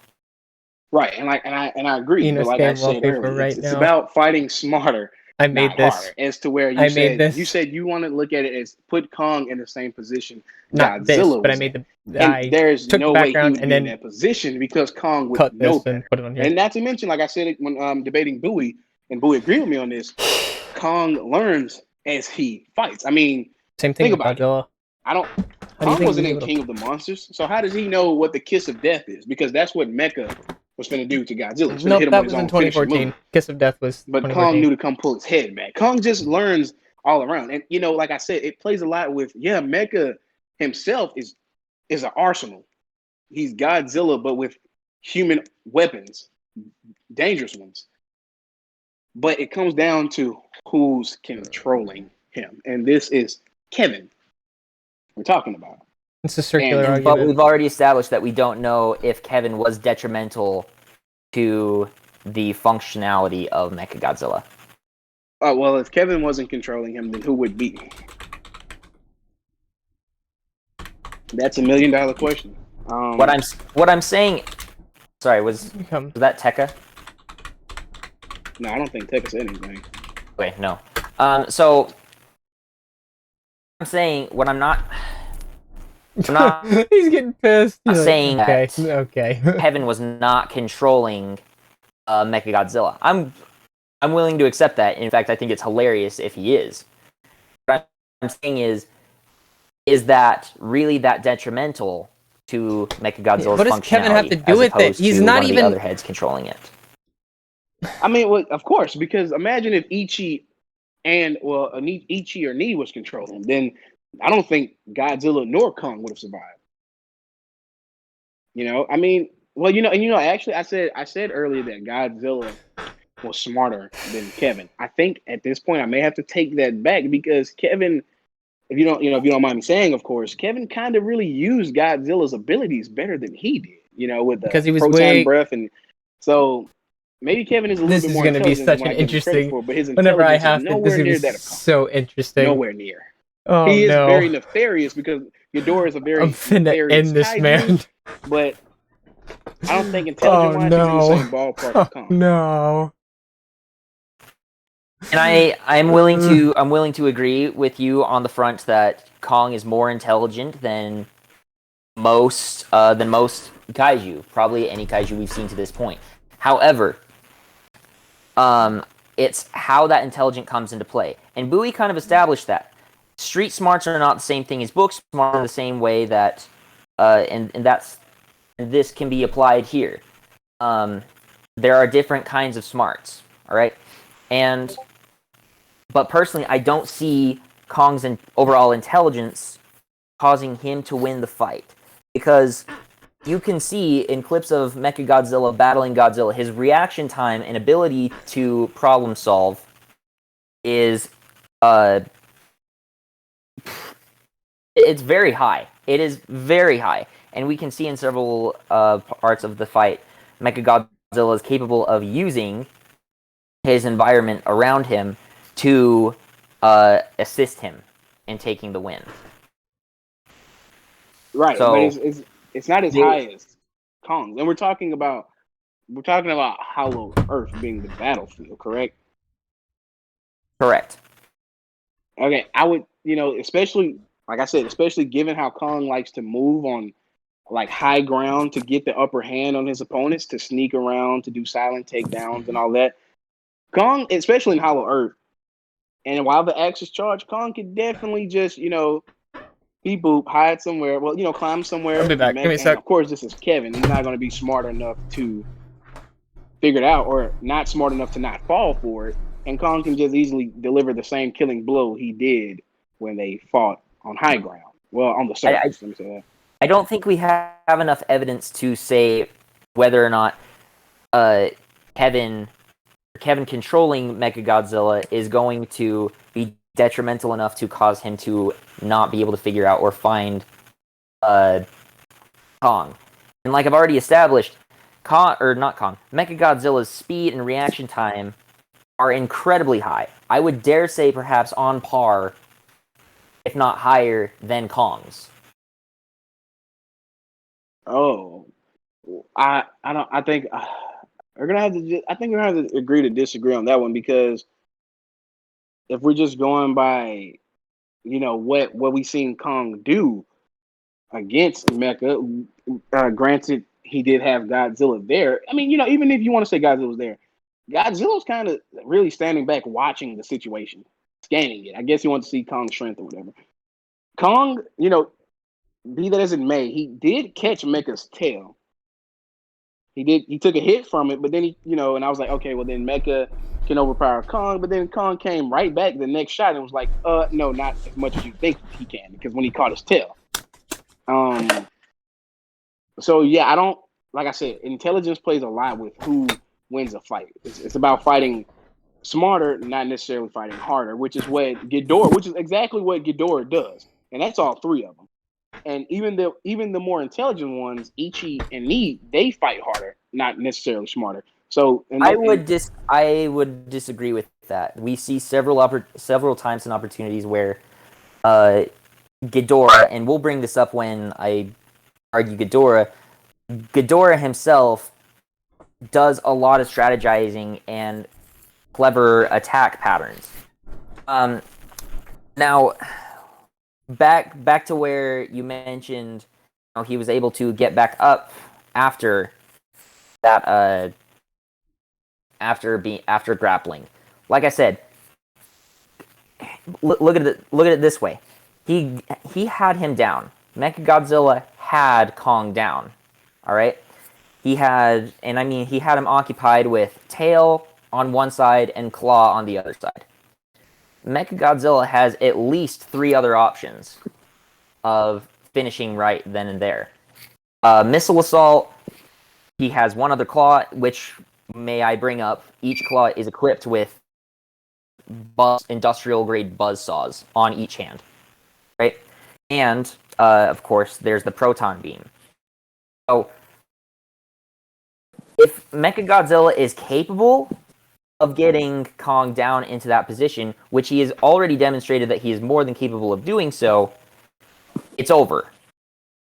Yeah, but Kong has also demonstrated that he's more than capable of getting back up and finishing him off as well.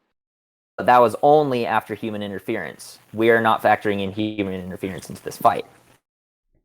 Oh well, yeah, I totally agree with you. Human interference would be, I guess, kind of cheating, and you're right because but that's why I say it comes into play with intelligence and the battlefield. The intelligence being this is Kong, who Bowie has even who Bowie admitted shows some impressive intelligence. This is Kong, well, some high level intelligence.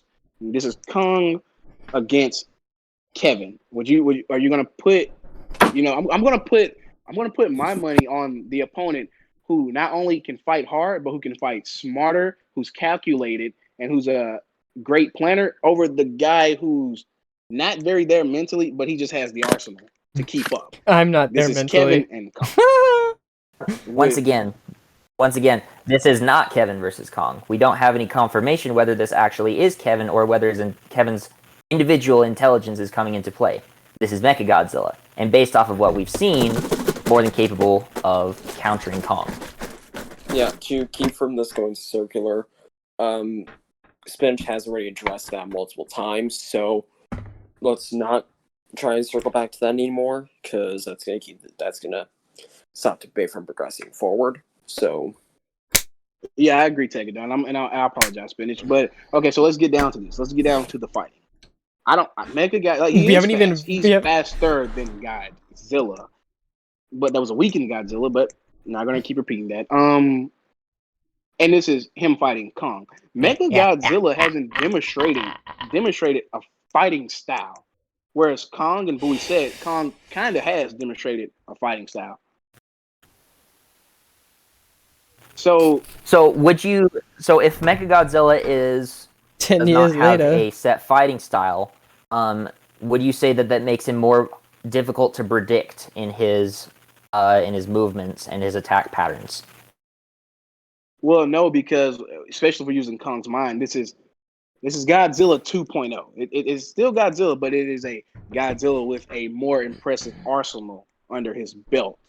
So I do get where you're going with it, but then again, this is Kong we're talking about, and Kong is the better fighter than Godzilla. Not more powerful, but the better hand-to-hand fighter. And if especially with the battlefield being Hollow Earth, of course, where Kong has his axe charged. Imagine Mechagodzilla throwing a punch, Kong catches it, chops his arm off like it's nothing. I mean, When did that happen? and not to mention that Godzilla he was damaged. Might have followed me back. That's how long this took. Proton blast, and Kong's axe is I can't speak up. I made a vow. I won't go against it. I will not do it. I'm willing to bet it probably can't endure the blast itself. And now Kong can use that power. Because the axe is now charged by the proton blast, and he can use that to destroy The Mecha. proton blast would be something. Now, I'm going to correct you on something. There's no evidence to say that the proton blast can charge the axe, or whether or not the axe could even deflect the proton blast. It's not the same power or energy that Godzilla produces. Replace Godzilla with Kong using his axe. It's like it's he goes stronger. A Godzilla scale. So whatever I guess he can endure, the axe kind of can at the same time. And we saw the proton blast visibly damage Godzilla. The proton will break it. Yeah. Yes, he was damaged. I said that, but he still did endure it. And you gotta keep in mind that was a weakened Godzilla, but yeah, he still did endure it. So that means that, like I said, because the axe is a Godzilla scale, that means the axe can do it as well. Correct? Would you say I'm right on that? So let me make sure I'm understanding what you're saying. You're saying that the axe itself, because it is part of Godzilla, would be able to absorb the proton blast, or at least... Yeah, so you're saying if Godzilla happened to turn around, deflect it, right, and get hit by that proton blast, he wouldn't go flying backwards? He wouldn't go flying? No, he would fly. Absorb it. He would fly. But deflect and or endure, yes. So here's the thing. The proton beam is not radiation. The Godzilla scales were able to absorb the blast because that's their job. That's their biological function on Godzilla is a radiation absorber. It's supposed to channel Right. it.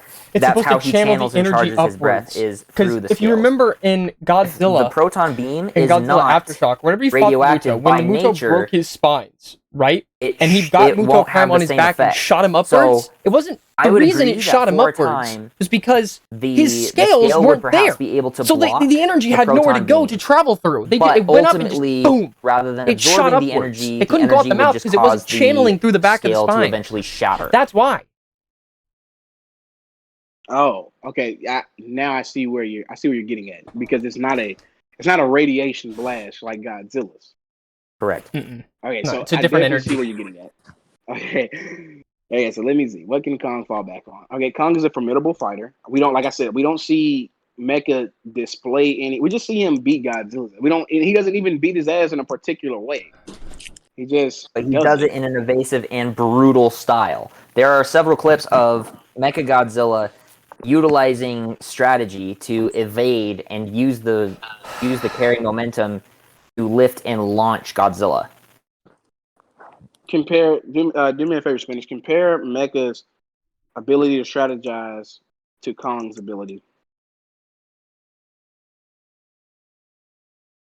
Because we've seen Kong kind of like Batman. We see Kong come up with plans or strategies. Overwhelming Kinda force like and brute strength. You won't right have then and time to there. figure out what to do because you're being overwhelmed. Mecha was programmed. You can't say that Watching he from the has senior better center. strategy. He was Bruh. programmed to already know how to beat this opponent. Well, that being Godzilla. Which is another reason I feel like Kong kind of had that upper hand on Mecha, because Mecha doesn't know anything about Kong. I mean, he still outclasses him, like I said, because he's Godzilla 2.0. But like I said, strategy wise, that feat would be more toward Kong, because we've seen what Kong, like his strategy. You're comparing strategy to programming. Mecha was programmed to already know how to beat Godzilla. That's why when Godzilla versus Kong, when Godzilla was charging up to shoot his breath, Mecha kind of just did the little boost punch and hurry up and beat him and punched him, hurry up and beat him to the punch with that. But where Mecha was programmed, Everyone Kong is smarter, is going to come up stronger, with and a have more strategy. durability. He's not It's programmed basically to beat technology Kong. He was against programmed, and even without, I'm going to be honest, if without being programmed to animal. already It's know how to technology beat against Godzilla, animal. Mecha probably wouldn't have beaten him. This debate with so long, Destroy has been introduced into the MonsterVerse. So I'm going to go ahead and state that there's no factual evidence supporting that specific statement that it was programming that was causing Mechagodzilla to win. Furthermore, it is stated that Ghidorah, his consciousness took over Mechagodzilla. So it was less programming at that point and more Ghidorah's conscious going and taking the reins. Now, once again, that all we saw was basically Ghidorah's control over Mechagodzilla, like a phoenix. which what I would say is probably far more organic than simple programming. And even if it was programming, the reaction time to deal with specific scenarios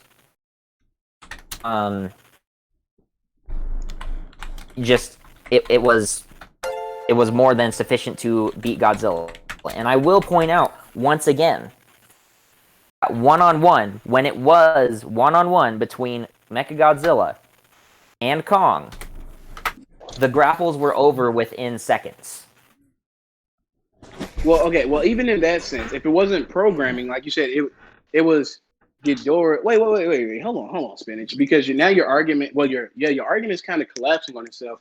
Because at first you say there is no proof that it was Kevin, but now you're saying it was Ghidorah's consciousness. I mean, so I don't understand how this is winning. I'm so confused. No proof. Specifically saying that Kevin and his isn't. individual intelligence All right. is detrimental to Mechagodzilla is different from saying Ghidorah, in whatever form, took over Mechagodzilla. I don't know. Oh, okay. Well, even if that's the sense, it wasn't. You can still kind of say that that's borderline programming because not only if let's say for example if it was Ghidorah's consciousness, 100% his consciousness. Ghidorah had just fought Godzilla, if I believe, Mainly via Godzilla, rhetoric King of the alone Monsters or rhetoric. took place Okay, 10 that years makes sense. before. Well, in the movies, 10 years before GVK. 5 years. Even 5 years. So even in that sense, Ghidorah is already knowing what to do. Mecha's already he has it in him to already know what to do against Godzilla. You get what I'm saying? What he says? No. So again, I'm trying to understand. And you're saying that because of That Kong was Ghidorah, smarter. or because Ghidorah had already faced Godzilla, that's why he was able to do so well against Godzilla. Oh, damn it. Yes, correct. And now he has a more Okay. impressive arsenal to back him up as well. And once again, I'm saying that if you look at the clips, anytime Mechagodzilla was solely focused on Kong, No, don't Kong say was either end it. on his no, back, don't say end it. knocked No need for down, that. or locked down in a grapple. Yeah, and you're absolutely correct. But also, while focusing solely on Kong, that fight ended with Mecha being torn to pieces by said Kong. But that wasn't one-on-one between Kong and Mechagodzilla. No, That it was one-on-one. All Godzilla did was charge the axe. Kong took it to Mecha. All he did was charge the axe at base power. The axe doesn't have any effect on Mechagodzilla. And once again, the system error is what caused that to even happen in the first place. It all led up to that. Well, even before the system error, and I get what you're saying for that, even before that, Kong was restraining his tail. Kong is just waiting for, He was struggling. I guess in his case, My charger died. opportunity. Oh, That's what you can say. Because that's all sounded Godzilla like did. I mean, Godzilla didn't get up and rip Mecha up with Kong. No, Kong got that axe charged and, proceeded to lay the beat down. He laid the killing move. While Mecha was solely focused on him. Okay, but take away the system error, and I'll give you that the axe was still charged. Take away system error, Kong was going down. Yeah, that's true. You think He was pinned down. He was pinned down. I mean, like I said, man, I believed it without even focusing on Kong. When Kong pulled Mecha's head back, Mecha, hit him with the tail and knocked Kong down easily. But then Kong showed us that. like the next shot when he caught the tail that he has like I said, you have to remember. My 10 teachers minutes will before understand. all this, Yes. Kong was on the brink of death. There's a Kaiju Debate. My teachers will So understand. this is a fight where Kong is at 100% capacity because, as you said, and we agreed, Mecha doesn't have like exhaustion. He has his unlimited power source, so he doesn't have exhaustion. He doesn't have fatigue, whereas Kong does. But if this is a fight, Hold up, question. Have you guys already gone over this point before? Because those debates been going on. Yes, we have. Yeah, okay, thought so. So once again, let's not go back to being circular, and let's continue on with more argumentation because this point has already been covered quite a while ago. Okay, well, yeah. Well, the argument kind of ends there, to be honest with you, Spinach, because Kong did kill him. So, I mean, We've already established that was only with help. Pew, pew. So you count Godzilla charging the axe as help. No. Yes, Because the it was. axe was not You'd have charged to. beforehand. And even then, Kong was still giving him the business, even in that sense. The axe was just to actually kill the guy. No. But okay, like Tekkadan said, not going to keep circling back to that. So let's look at some feats from Mega Godzilla side and Kong side. You can go first. But we're just getting to the argument side? What the? So feats. Sorry, adjusting my seat. Feats capable of lifting and throwing a 99,000-ton Godzilla, right? And outperforming Godzilla, almost killing him. Like I said, only at 50% power. Godzilla was only at 50% power. But that same 50% power overpowered Kong. His reaction time and speed is much higher than than Godzilla's. His arsenal is far superior. The world Proton needs me. Scream, Yes. or beam. Buzzsaws in hands. Longer arms. Zygodactyl claws. A long prehensile tail that he uses to hit things as well as turn into a drill. Let me see. Oh, and of course he charges his various limbs with the same energy that powers Kong's axe and Hollow Earth. Okay. Kong feats. And let me just say, those are some very impressive feats that you named on Mecha's behalf. He ragdolled Godzilla that was at 50%. Give me some pork rinds. I need some pork if we go rinds. back to the first Give me the fight, pork rinds. Kong fought a Godzilla that was at 100%. Goodbye. Thank you for joining. While he was at 50% because he had got sedated. Oh my god, the sedation thing? So, which one sounds more impressive? Beating somebody while they're at 50%, or beating somebody while you're at 50%? Because Kong pushed, Godzilla right off the ship. He wasn't sedated. With I ain't gonna say no effort because it took some effort. He damn near used both his arms, but he pushed Godzilla right off the ship. And nothing was wrong with Godzilla at that point. He was full powered and everything. So 50%. That feat. Go ahead. Sorry. Yeah, like I was saying, I feel like that feat would be a little bit more impressive than Mecha ragdolling, because the director did come out and say if Godzilla was at 100%, Mecha wouldn't have done none of that. The director, and you agree with me on that. And I'm telling you that in the first fight, when Kong fought Godzilla, what percentage would you say Godzilla was at? When Kong fought Godzilla? Yeah, on the first fight when they were in the water. I would be willing to say that that Godzilla was at 100%. Okay, he was at 100%. Now, what capacity would you say Kong was at during that first fight? 100. They actually established this in the podcast last week. The effects of sedation were little to none on Kong at that time. If he was sedated, he wouldn't have been able to perform at the functionality that he was. Especially for something so big. I beg to differ, because it's this one thing, and it can overpower sedation. It starts with an A. Can you guess what it is? It's called ambition. You're pulling adrenaline. Adrenaline. There you go. Oh, I said ambition. Godzilla's swimming toward Kong, and excuse us, Tekkadan, for getting off, record for a second. But if Godzilla's swimming toward Kong, it's go time. I'm not just gonna sit here and let him come, because God, I'm not gonna say he was coming to kill Kong, but he was definitely coming to show that he's the quote unquote king of the monsters. So therefore, it's making it go time. And like I said, and you guys even mentioned this in the podcast last week. We can only imagine what type of sedation medicine they had to give Kong and how high the dosage would have to be to even get him to fall asleep. I believe it was a blood deoxidizer. Do you agree with me? If I remember correctly, the novelization said it was a blood deoxifier or something like that. Okay, So so I it would recommend finish up a few more points, then start wrapping things up for time's sake. That's what I would say. All right, you're good then. For time's sake, I'll go ahead and wrap it up with this.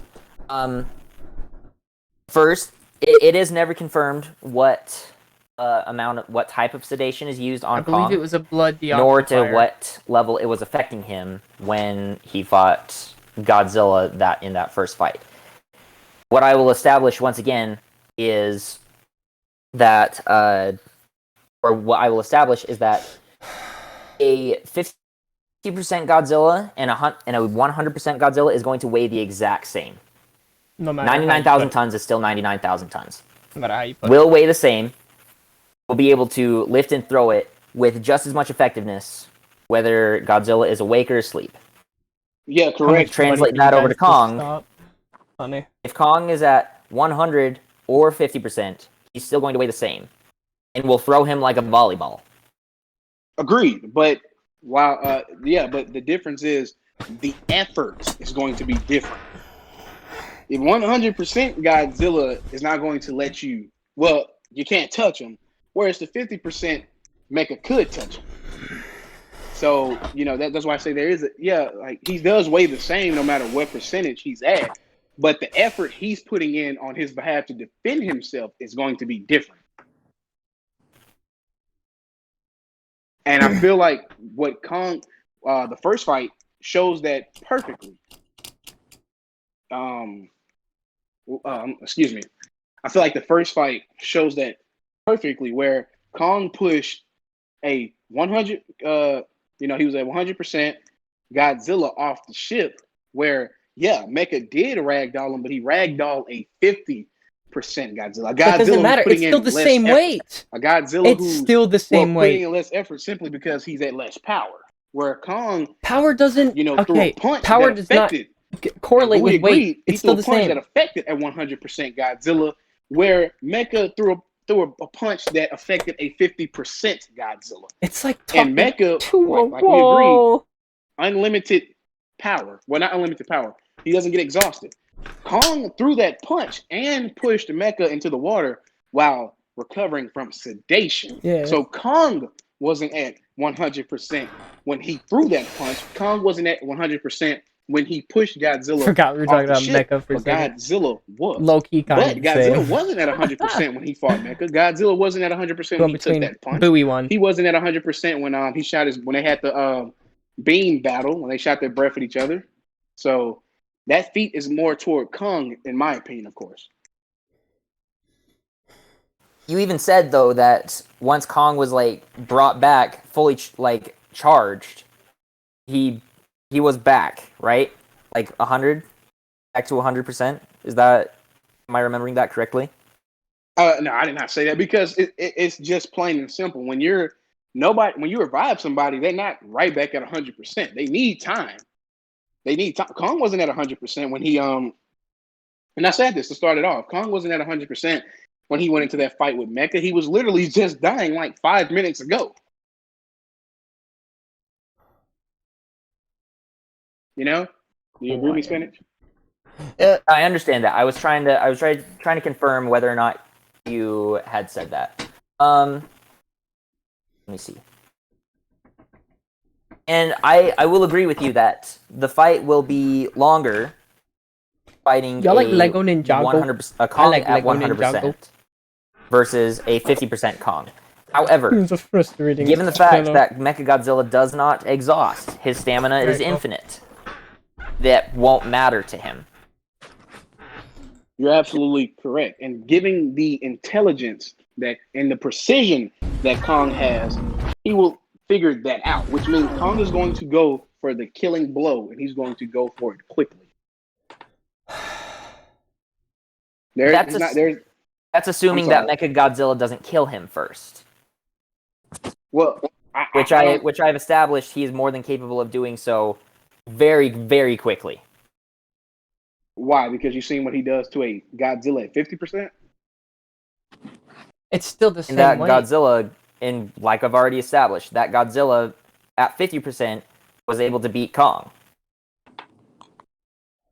Yeah, and Kong was able to, it's one big circle, but I'm sorry, Tekkadan, I'm going to say it again. And Kong was able to handle Godzilla at 100% while he himself was not at full capacity. Okay, let's do one more point, and then we should probably end it, so then Grinley can get his debate in. Because already, it looks like we're going to be having to split this into 2 parts, it's looking like. So yeah, I totally agree. It's fun. I like doing it. Greenlee's will be Greenlee will be the end of part 1, as much as I would have loved to debate today. Then part 2 will be you 3 again, and then my debate. That's, I think, how this is going to go. Okay. From what I'm looking at. I'm fine with that. I'm fine with it. Finish up this debate in a relatively timely manner. All right, well, So would Spinach, do you- you have anything else to bring up? I was actually going to extend the invitation to you to bring up any point if you would like to. Well, I mean, well, yeah. Well, one thing I would like for you to make clear is what did you mean? Because, like I said, that's where I was understanding you, but then your argument kind of, it contradicted itself when you said, "Oh, it's not Kevin controlling Mecha." Then you came back and said it's Ghidorah's consciousness controlling Mecha, and I'm like, wait, hold up. You know what I mean? So can you make that clear for me, please?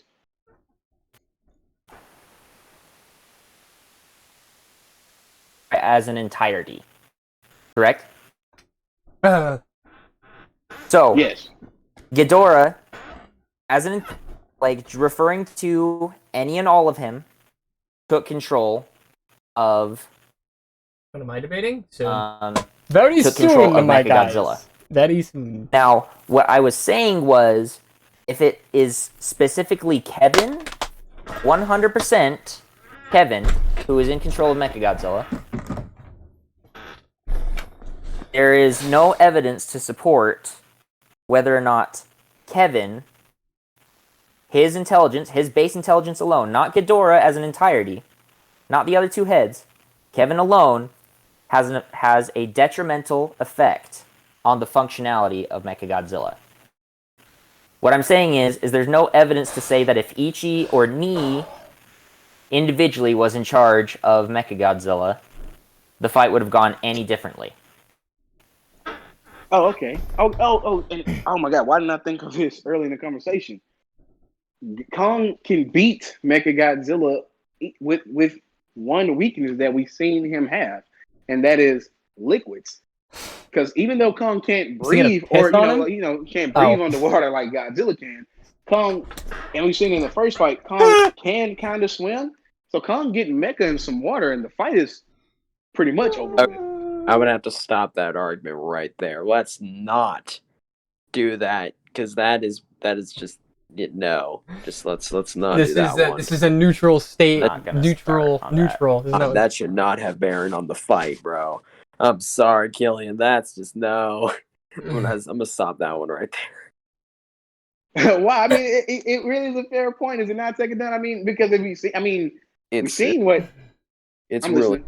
like let's What drop did he that one, please, for the love of God, Let's drop that and one. continue the rest. Oh yeah, okay, well, yeah. I'm sorry, but yeah, that was I was thinking about that the whole time. I just never brought it up. But yeah, as far as intelligence and battlefield wise, I give this fight to Kong.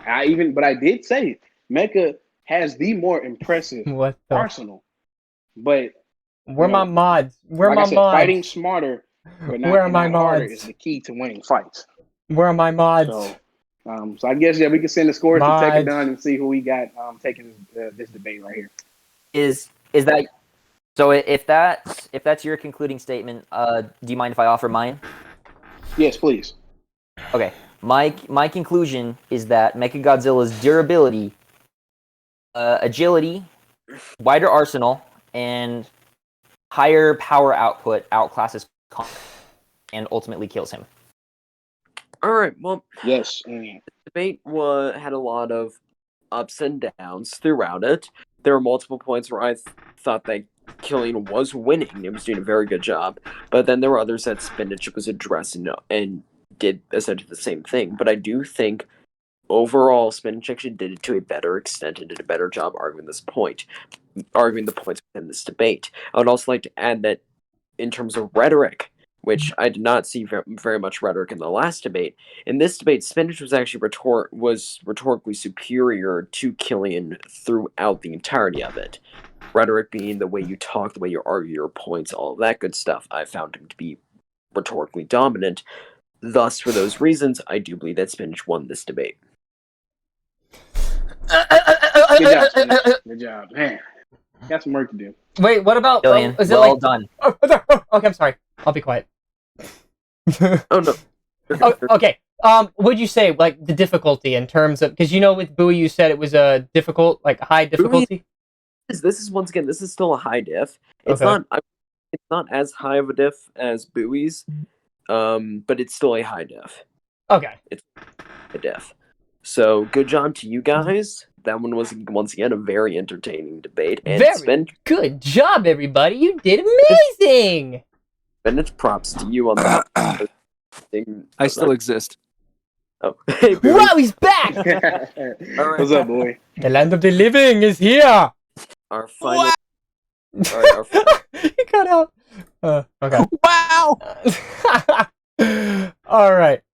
Once Okay. again, before I turn the time over to Grant, well done, Killian. That was enjoyable. Very, very Wait. good, Killian. Very, Yeah, very good. Likewise, guys. Likewise, Spanish Okay. man. Appreciate you. Okay, buckaroos, it's my turn. Uh-oh. Oh no! Kevin's here! Everyone watch out! Ah! Okay, alright. Tekka. You started off. You started off, my guy. Let's go. Let's do this! Okay. Sorry. So, let's get this out of the way. Who would like to scale first? Oh, I've got a lot to talk about. Killian, I don't know if you want me to go first, man, I'm okay with that. But I've got a lot to talk. And I mean, like, a lot. Like, this is gonna take maybe 10 minutes, although maybe less. I don't know. I'm very bad when it comes to timing stuff, as you can tell by the stream. Okay, by all means, you go first. Okay, we will do this. All right. Hey, premise, not full arguments, just your premise. All right, I'll do it. Okay. Where do I start? Let's start with the okay, and Tekka, this is leading up to the Godzilla versus Kong fight. Okay, so I'm not. I guess I could be introducing what Godzilla fight in order to lead up to this, because it helps with my arguments later on, if that's okay. Remember, you're literally just saying, well, I believe Godzilla wins via XYZ. Oh, I'm supposed to start with that? Oh, damn. Yeah. Okay. It's a premise. So that's your right, premise, then right. Killian will state his. Okay, All right, so good. I believe, or wait, no, it's I believe, right? I'm sorry, I haven't done this before, so I apologize. Yeah, Hey, pretty much. Grant. Yeah. I have a good idea. Okay. How about we do this? Okay. Let's make it a fist. Let's make it a fist fight only. No axe, no atomic beam. That's not what we agreed on. It's not. No, I thought this This was. is This All is right, well, this is yeah, everything. we can stick to script. Yeah, we can definitely stick to the script. I was just trying to spice it up, but yeah, continue. Okay. I'm sorry. Yeah, no, it's okay. It's fine. I was just unprepared for it because it's like, that's not what we agreed on. I was gonna get sad because it's like I've got so much and that just takes it away. Yeah, by all means, continue. Okay. Continue, brother. Okay. So, as we all know, Godzilla and the MonsterVerse itself has fought many different monsters. For one being Shinomura, being the a monster. Actually, hold on, let me look it up. I should have been prepared. I had like how many hours? So I had Shinomura is a he's a composite structure. He's a conglomerate of millions of smaller creatures merged together, one single entity, much like Destroya. So very difficult to kill. Also, Godzilla also fought Muto Prime. Muto Prime being the final evolutionary stage of the Mutos. Not the Mutos that they fought, or he fought in 2014. This happened afterwards, and I believe Godzilla Aftershock. Tekka, let me know if that's true. Hello? Yep. Okay, I was about to say, okay. So he fought him in Aftershock, being one of probably his most formidable opponents next to Ghidorah.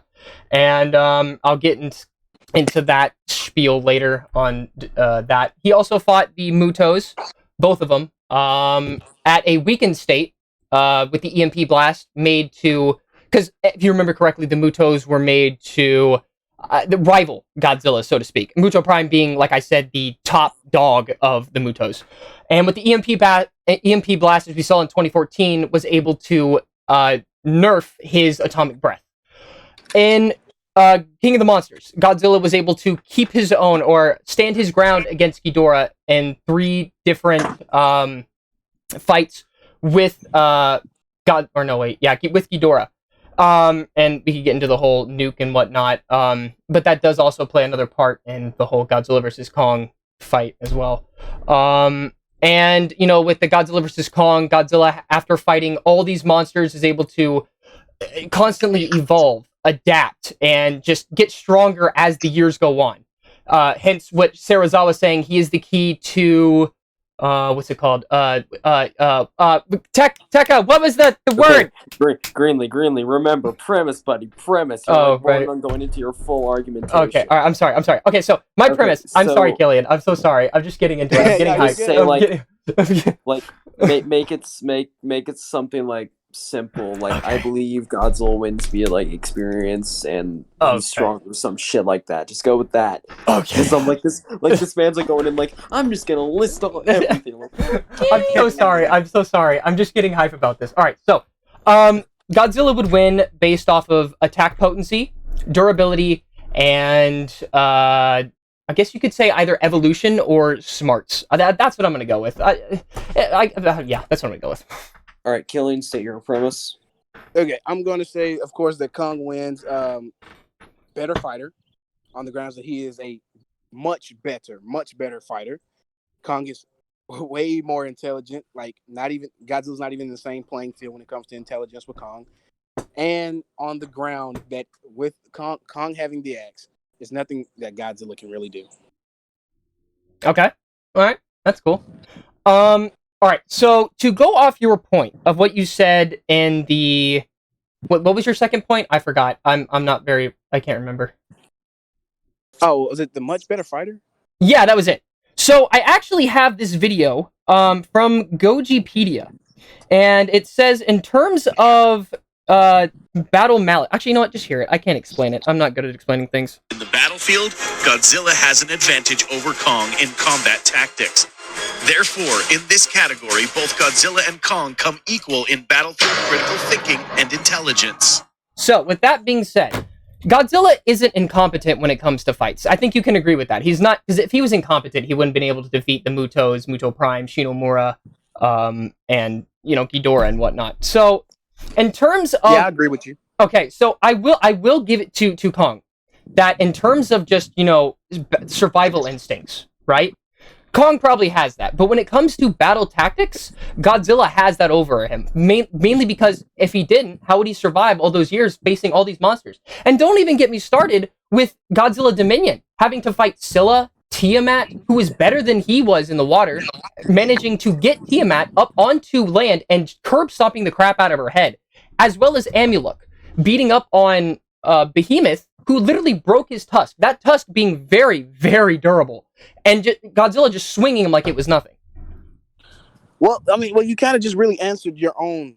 Well, you didn't really ask a question, but you kind of just, answered yourself.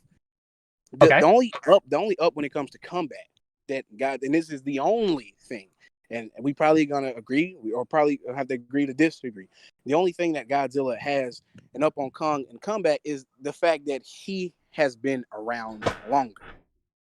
Well, yeah, but that's also the reason he's been around so long is because he's been able to adapt and fight these monsters that threaten the natural order. No. The reason he's been around so long is because, as I said, is that when I stitched one of your... Wait, was it one of your videos I stitched? Oh, wait, no. It was a video I made on my own. We're telling people I like Kong. The reason Godzilla's been around long is because, unlike Kong, he has a power, he has abilities he can fall back on. That wasn't... No, that's not true. Because if you remember in the, the adaptation, or the novelization, that wasn't the reason he survived. They just happened to eat the star. That was something that was mentioned in the novelization. They still survived for millions upon millions of years. Remember, Kong species and Godzilla species are different. Kong species probably survive around 1,000 years. Godzilla species are something different. Very different. Remember the Permian extinction? They survived right around there. They were alive even before they ever had the atomic breath. They just happened to get it, making the Kongs scared, because they didn't... It's like, hey, you've got power, so how are we supposed to cope? You know, like, it's just... Well, we're afraid, because you could use that against us. And what happened to the Godzillas? They were killed by the Mutos, and I believe the Godzillas pushed the Kongs... Actually, yeah, the Godzillas pushed the Kongs back to Skull Island. Are you sure about that claim? I think so. I saw a Dangerville video explaining that. I mean, well, in Godzilla versus Kong, when they walked into the throne room, that throne was Kong. That was his throne. Was it Eric Skarsgård? Oh, my bad. Is it Bill Skarsgård or Eric Skarsgård? I don't know. It's The Eric. I Skarsgård. believe it's Eric Skarsgård. I believe. Yeah, Eric Skarsgård even said so. Like, oh, it looks like the king has found his throne. And I'm pretty sure. I don't know if you're gonna bring this up, but a lot of Godzilla fans like to bring it up. Kong whole race was beaten by Skullcrawlers, and that is one of the biggest lies. Not his whole race, just his parents. His parents were beaten, and they were only beaten because they were older and much weaker. His mom was literally fighting Skullcrawlers. Was it during or right after giving birth to? I believe Kong? It was okay. So I'm going off your point here. So I think it was the Godzillas and Kongs, right? They coexisted, or at least tried to, so to speak.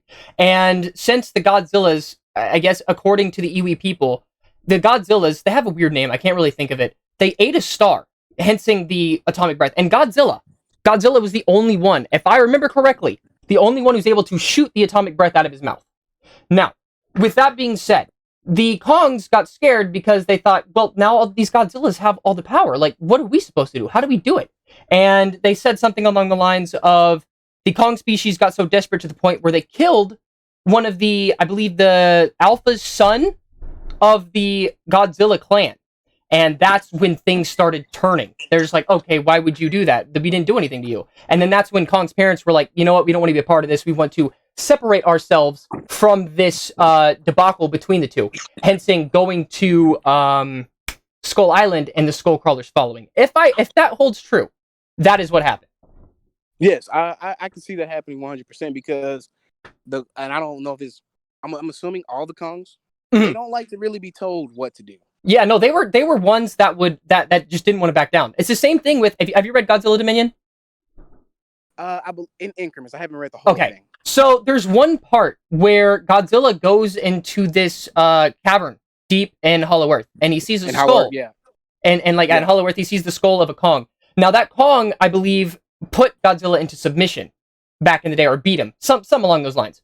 And that's what I believe Godzilla radiates. He's like, that's why I hate them so much, because I couldn't beat him back in the day. So that's why he got stronger in order to beat, I guess, a future Kong and the future, so to speak. Now, this is all speculation. Okay. Oh, my God, you go. My bad. You keep going. Okay, so wait. Okay, so you just said that's what Godzilla remembered. That's why he doesn't like that. I believe so, yes, but not at first. If your point holds, then is it fair to say that, okay, just like with the war bet, the reason Godzilla knew how to beat this Kong is because he has fought in one already? Yes, but okay, so it's like this. I don't know if this holds true with humans or whatnot. Say you did something when you were 3, right? You don't remember very much of it nowadays, right? Is that correct? Yeah, correct. Yeah, so with Godzilla, it's kind of like that. It's like some fuzzy spots in his head.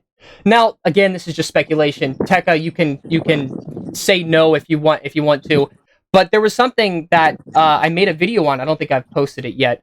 Where whenever the fight happened, the third fight, or was it the second one? I don't remember. When Kong has the axe and the energy explodes on both of them.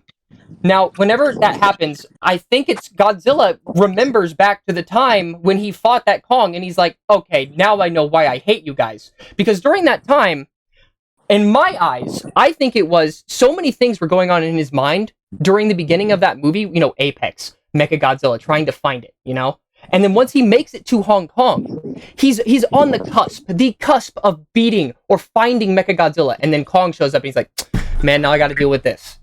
And after the axe explodes, that's when he starts realizing, I got to take this fight seriously. I know why I hate the Kongs now. And that's why he did the whole crocodile mode, getting insanely freaked out or whatever. Yeah. Well, okay. If that point stands, let's say this. When Godzilla drilled that hole to Hollow Earth, it was for Kong, right?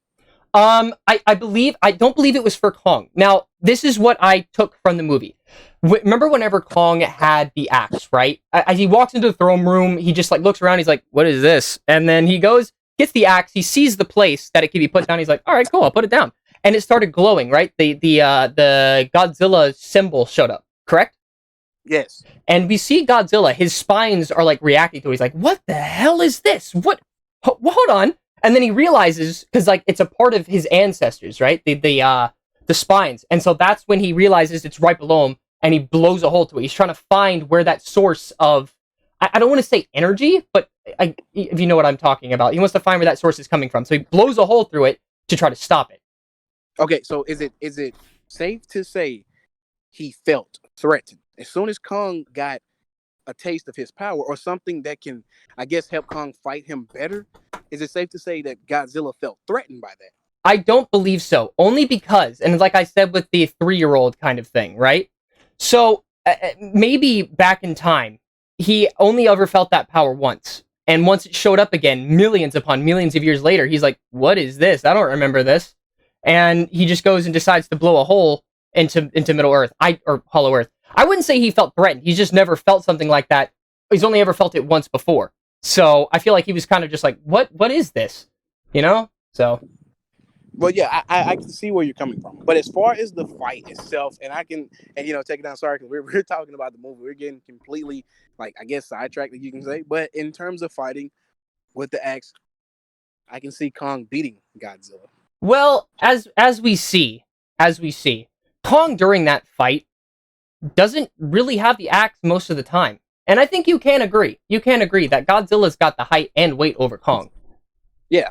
Yeah, so that being said, and I know you said in one of the first debates that Kong can lift, 25 times his 20 weight? times his body weight. 20 times? But we didn't see that, because I don't think Kong could have done it. I mean, it was 55,000 pounds, or 55,000 tons against 99,000 tons, but yet Godzilla was able to ragdoll him across the city with just his teeth alone. Well, yeah, that is obviously a fair point, but I feel like, and I mean, you have had, deep argument. Well, not arguments, but deep debates behind this. I feel like the reason he was able to do that is because Kong was too worried about the atomic beam. As I said, if you're fighting somebody, and let's say I have a machine, me and you fighting, but I have a machine gun, are you going to be more worried about my punches, kicks, and knees, or are you going to be more worried about that machine gun? And I feel like Kong is, don't get me wrong, Godzilla's biting him. He hit him with the tail. He's throwing him. But Kong is too worried about the breath. That's what Kong's main focus was.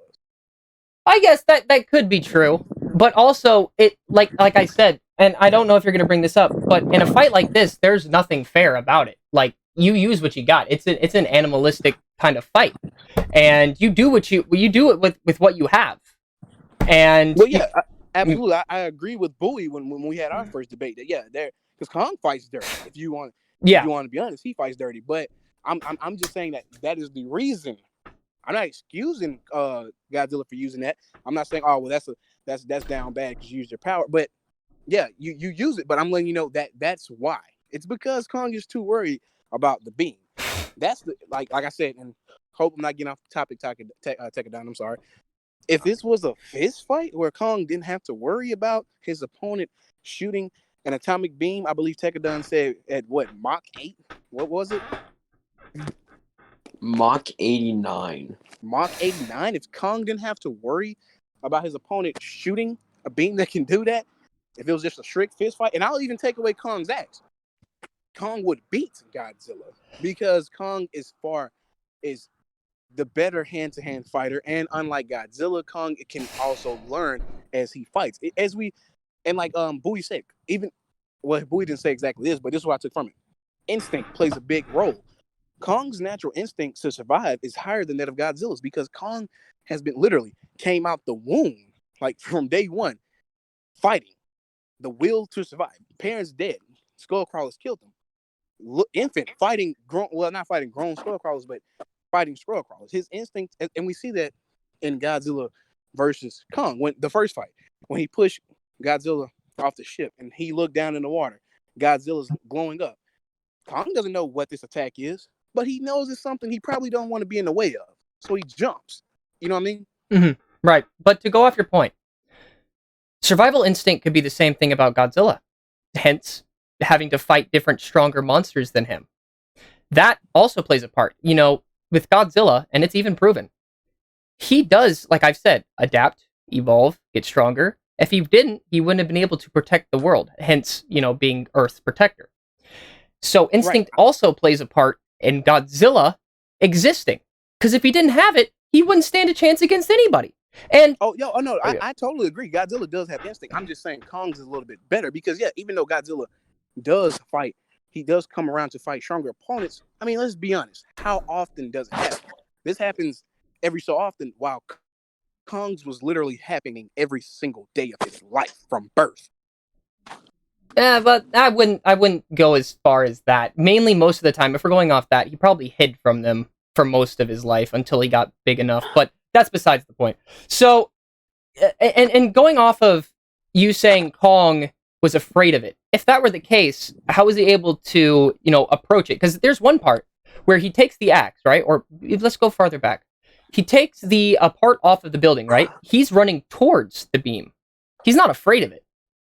And after he does that, he does a whole, behind the back, block it, and then he takes the axe and jumps up. That doesn't show fear in my eyes. Like, if he was afraid of it, he would have kept running.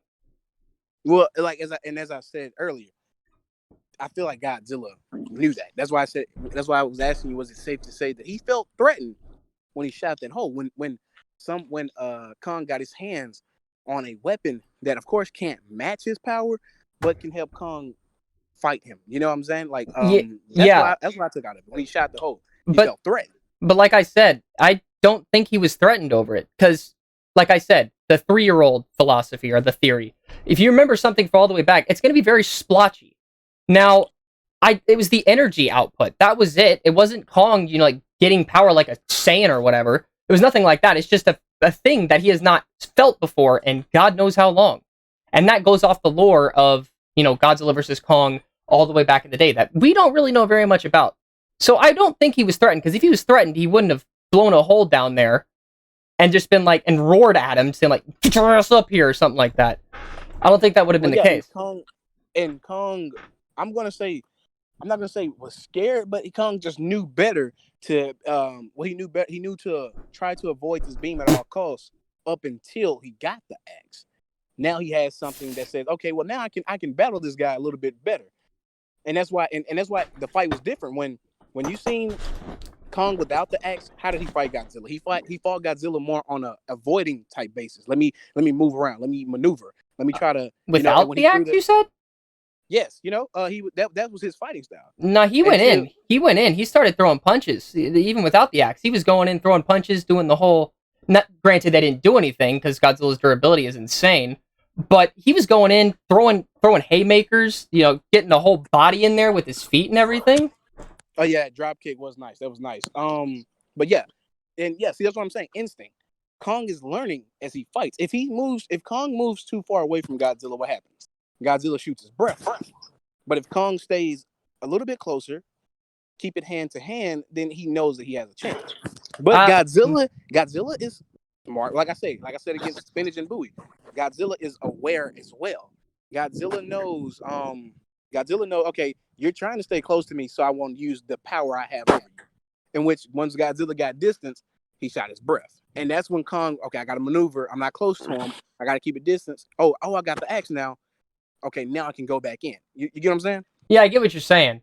But even so, even with the axe, we saw what it did to Godzilla, and it didn't do very much of anything. He stabbed his leg, but Godzilla did not flinch from that. He just kept pushing Kong around. Even just by running at Kong, he was able to push him back. And let's talk about the atomic breath hitting the axe, right? Kong putting the axe up, and like what you said with kaiju inches and whatnot, that beam alone pushed Kong back. I don't know how many feet, and he was struggling. He was struggling to keep upright, and as soon as it went off, he fell forwards. And you could see him look at the axe, and he's like, "What was that?" And then he took his eye off of Godzilla, and he knocked Kong out into the bay. Okay, so when you say, and not just you, Godzilla fans tend to say this. Kong didn't phase Godzilla. Okay, he did. Okay. I take that extreme. It's kind of disrespectful because if you watch the movie when Kong jumped off the building and he blocked Godzilla's atomic breath with the axe and then hit him with it, Godzilla went through a building. He was down.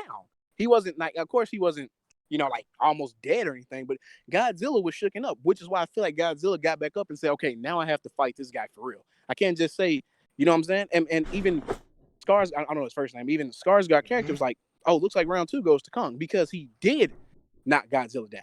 Well, we don't. Oh, yeah, I'm not saying he didn't knock him down. I'm not saying he didn't knock him down, but do we really know that he was actually knocked out? Because we don't know the time frame between when the second and the third fight started. It could have been immediately afterwards. I mean, well, even whether it's for a minute or an hour, knocking Godzilla out is an impressive feat. But we don't know if he was knocked out.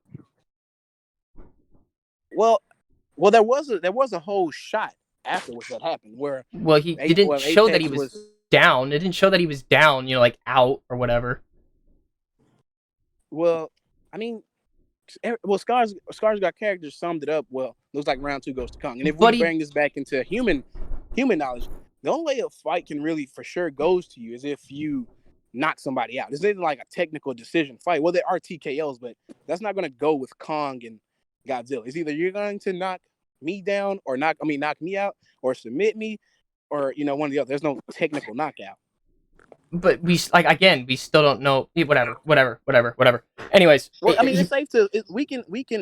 I mean, let's say like 90% assumption, of course. So this is not official, of course. We can assume that Godzilla was knocked out. Okay. We can assume that because by alpha, like in alpha terms, like I said, this isn't a boxing match. There's no technical knockout. Either you know what I'm saying? Either you're finna actually finish me or I'm actually finna finish you in alpha kaiju senses, Mm-hmm. Okay. So yeah, I think it's safe to say that Godzilla was knocked out. I mean, even though we don't have confirmation on that, I'd still say that's a bit speculation-wise, but whatever. But whatever, we'll still go with that. Yeah. And I would say, and I don't know if you agree with me, the reason Kong didn't walk right up to Godzilla is because even he didn't know. He didn't know. It's like, yeah, I'm pretty sure he noticed that it didn't connect. The axe and his face, Godzilla's face, mind you, did not connect. So he did not know if that actually knocked him out or anything. So him retreating backwards was probably his best idea because he didn't know if he was knocked out. And if he would have gotten closer, Godzilla could have surprise attacked him or something. Well, yeah, and I'm glad you said it because I was just finna elaborate on that part. It's not so much of he don't know that the axe, because the axe, let's get that clear. The axe did hit Godzilla. It did hit him, or else Godzilla wouldn't have fell back into a bit. It didn't. Excuse me. It didn't. It was the energy explosion. You can actually see in the movie. It never hit. The energy explosion off of the two is what caused them both to go back. Because if you think about it, if Kong actually hit him, right, Kong would not go flying backwards. The energy explosion from the atomic breath and the axe caused Kong to fly backwards. If he hit him, that would not have happened. Okay, well, like I said, that one right there specifically, that's gonna have to be saved for a debate for another time because I believe that it did. Well, and as far as why Kong didn't walk up on him is because, I mean, are you really gonna chance? Would you walk up on a monster who can shoot an atomic beam? No, that's why he backed up because he doesn't want to die.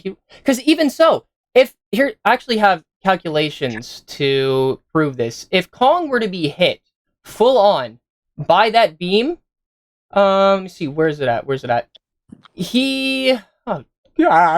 it? His atomic breath is 4,185.8 times stronger than the largest nuke ever detonated. If Kong was hit by that, he would have died. It would have blown a hole through him. And to prove my point even further, here is a video explaining how monkeys, or a gorilla and a grizzly bear would fight. Kong being closely related to a gorilla. Hold on, let me show you. Play, damn it! Come on! Hold on. Difference is the arsenal and the skill. Gorillas are anthropoids and herbivores. They are not designed the same way a carnivore is. Anthropoids lack a subcutaneous muscle called the panniculus carnosus, which is a sheet of muscle that attaches to skin and makes it loose and maneuverable. Animals like anthropoids, who lack this feature, have very tight-fitting skin that offers little resistance to the traction applied by clawing and therefore easily cuts open. So basically, when someone like you, me, or a gorilla gets clawed, it tears through the skin. The skin doesn't just shift around or take it as well. This is why when you watch cats or bears play fight each other, they don't just tear each other to death and can bite each other and claw each other with things that would cause us to bleed or be seriously injured by while having a smile on their face. So that being said, as we saw in the third fight, when Godzilla was scratching at Kong, the skin broke fairly easily. And, Kong being a part of the anthropoid, or whatever that thing is, I don't know scientific names, being a part of the species of gorilla and monkey, if he were to be hit by that, he would have died. Especially since the heat and the power, as you saw, as I said, with the axe, how he got hit whenever the atomic breath hit the axe, he was literally fighting for his life to keep up. If that were to hit him, he would have died. Oh yeah, I admitted that. I believe against Spinach that Kong's durability. Like when Godzilla had his foot on Kong's chest, if he was to hit him with the atomic beam, just like how he did to drill the hole to Hollow Earth, Kong would by far be dead. Mm-hmm. So I admitted that his and you said this in the last podcast, Kong's durability is more closely toward ours. Yeah, very much so. Yeah, and so I will definitely agree with you 100% on that. Yeah, if Kong was hit with that atomic beam, especially before Godzilla shot it down, would use like half of his power to get to Hollow Earth. Bad news bears for Kong. Mm-hmm. Right. Okay. As far as Kong's fighting, because Kong is more close to gorillas and apes. Mm-hmm. Okay. As far as now, this is just me personally. I don't know how you would take it. I would rather fight a bear over a gorilla any day of the week. I would much rather fight a gorilla, because there was the video in there saying bears, and it's even stated by old Western things or people, so to speak. A bear, like a fully grown bear, can kill groups of people. They have the capacity of doing that. You see, apes are more of those like small scuffles. They'll throw a few punches and then run. That's basically how it goes. I mean, but at the same time, well, okay, I will. Well, this is going to go for depending on which bear you're talking about. If you're talking about a grizzly or a black bear, they lose interest quickly. Once the bear, once he charges you down and scratches you a few times, if you play dead correctly, he's going to say, okay, well, that's that. And he's going to keep going. No, once you, with this gorilla, he's going to keep bashing his fist on your head until you are no more. Well, the same thing could be said about the grizzly bear. Because I am almost 100% sure a grizzly bear would destroy a gorilla in a fight. The size difference and everything is just insane. All right, so what animal would Godzilla closely be to an alligator, crocodile? Well, since he's a well, if we're thinking about things logically, he's more of a I don't know what he would be. I mean, he was a Komodo dragon. I guess. I don't know. You could call him whatever he is. Anything that has scales. Okay. Well. I don't want to. Yeah, because gorilla could beat a Komodo dragon. I want to give something that can give it a fight back. To be fair. Wait. First, before we even continue this, where are they fighting? Where's the battlefield? I need to know that. Oh yeah, we never figured that out. Tekka, where are we fighting? Dab. Is it the neutral? Is it the neutral area? Always neutral. Always a neutral area. Okay, always neutral. So if that's the case, that makes things a lot easier for Godzilla, because Kong doesn't have buildings to go past to like have the beam. What's it called? The beam hit the building. What is that sound? God, give me a second. Okay.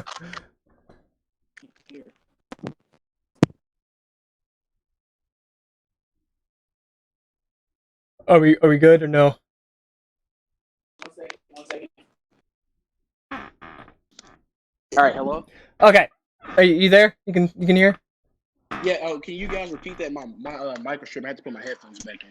Okay, so since it's a neutral area, Kong does not have buildings to hide behind or jump from. So that makes it either close combat or... Actually, no, it is just close combat, so never mind. And if it is close combat, you have to remember. Let's see if I can... I'm going to read over what I had. Well, first, let me just say this. I like how you guys knew to choose a battlefield where Kong couldn't climb. That's number one. That's impressive because the fight would be, But okay, let's just look at it in this sense. Even in close combat, I'm still seeing Kong because Kong is going to give it everything he has because he can't let Godzilla shoot that beam off. He doesn't just need the beam. You have to remember he's also got a tail. And as we saw in the movie, just a small little tail swipe was able to knock Kong off his feet. And if you remember, in 2014, he killed the Muto with a full swing. And that tail swing is able to break the sound barrier. It is, but you don't see Kong dodging that. No, he couldn't. There's no way he could. Do you know how fast he turns? Do you know how you can dodge the beam, but you can't dodge that, especially if it's close range? How do you expect to do that if you've got nothing to hold on to? So you telling me that? I mean, okay. So wait, Tekkadan, how fast does wait? I remember Mach 89. That's the beam. I'm assuming the tail is nowhere near that. And Kong was dodging that beam with minimal effort. Minimal effort. He was running through the streets. He was panicking. Well, okay, I take minimal effort back, but he did dodge. I can see him dodging the tail. It's not too far-fetched to say he can dodge the tail. No, that tail is able to knock Ghidorah off his feet. So if he gets hit by that full force, that's breaking some ribs and rupturing some internal organs. Yeah, but key word when what you just said, if the chances of him hitting Kong with that, he'll have to do it in a combination. He'll have to throw his hands. I don't think so. I really don't, because if it's close quarters, right? Godzilla could just turn around. He can spin fast. He can. For his size, he can spin fast. Remember, whenever he was in the third fight, right? And he hit the building with his face. Immediately afterwards, he swung that tail, and Kong got hit by that with little to no time.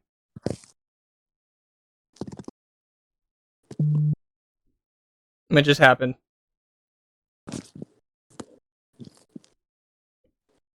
Killian, good? Killian!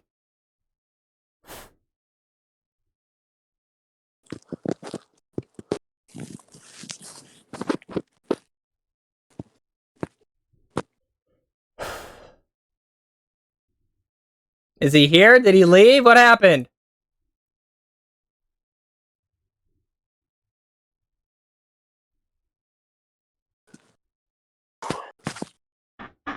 Hello? Is he here? What happened? I'm confused. I don't know. Did his power go out again? It is a distinct possibility. Dang, that sucks. I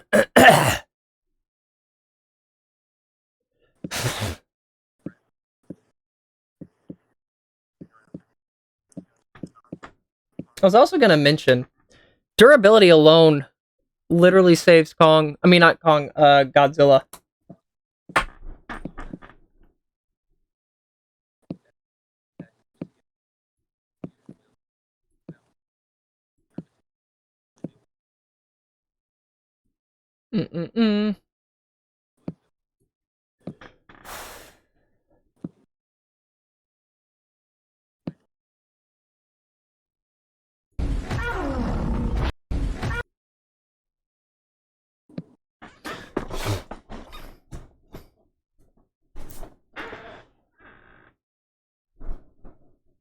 You think Kong wins when they stand to... No.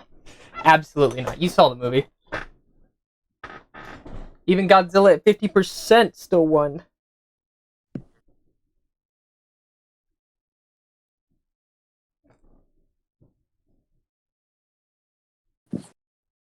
Hello? Anybody here?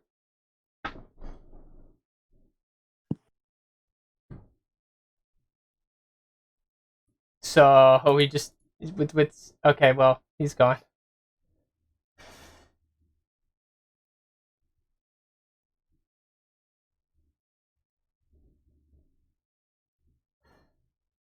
Alright, he's back. Hey, you still here? Hello? What? Am I back in? Yeah, you're back in. You got it. Man, first let me just apologize for I don't know what's going on with my internet. Twice in a row.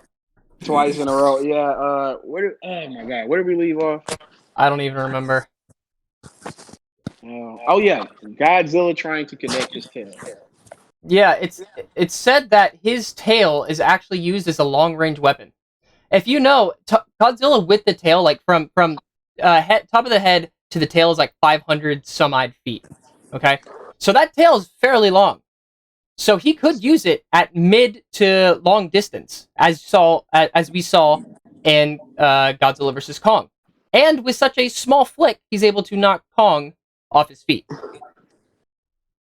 Well, yeah, I agree. But in this fight, I don't think he'll be able to hit, not solely. Like I said before I disconnected. Obviously, I feel like he'll have to throw in a range of attacks before he could throw that in there like a combo. Basically, he'll have to swing his arms, shoot his breath, and then maybe he can catch Kong with the tail by surprise. But if he's finna sit here and swing that tail, and Kong is fully aware, it's not going to connect because Kong did dodge his beam. I mean, the absolute length of the tail, if it were to hit full throttle, that takes up a lot of space, especially if Kong is close quarters, unless he can jump really high. And even so, it would probably still hit him. If anything, let me say this. If anything, it might graze his foot and maybe knock him off just a little bit. But even so, that gives Godzilla a chance to go back in once more with the tail and hit him. Well, yeah, and we see from the first fight that Kong does have a vertical on him. I mean, those ships were in Kaiju, like Kaiju feet, they weren't far apart. They wouldn't be very far apart, but he did, jump from one ship. He jumped over like 4 ships and jumped to the other one. So we know Kong does have vertical over him. So jumping over Godzilla's tail wouldn't be too far of a stretch.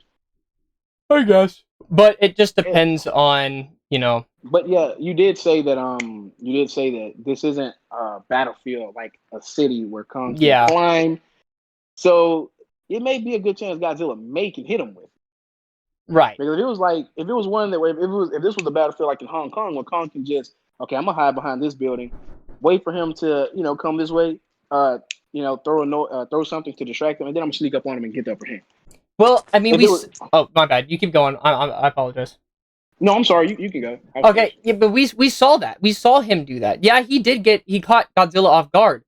But even with Kong throwing these punches on Godzilla's back, Godzilla was not fazed by any of that. And remember, and you admitted to this. This is him at 50%, mind you. And as soon as he got a grab of Kong's arm and his bite force, I don't know if I mentioned this. Hold on. His bite force is around 374,786,000 psi. So if he were to actually legitimately bite into that thing with that full force, he would have lopped Kong's hand off.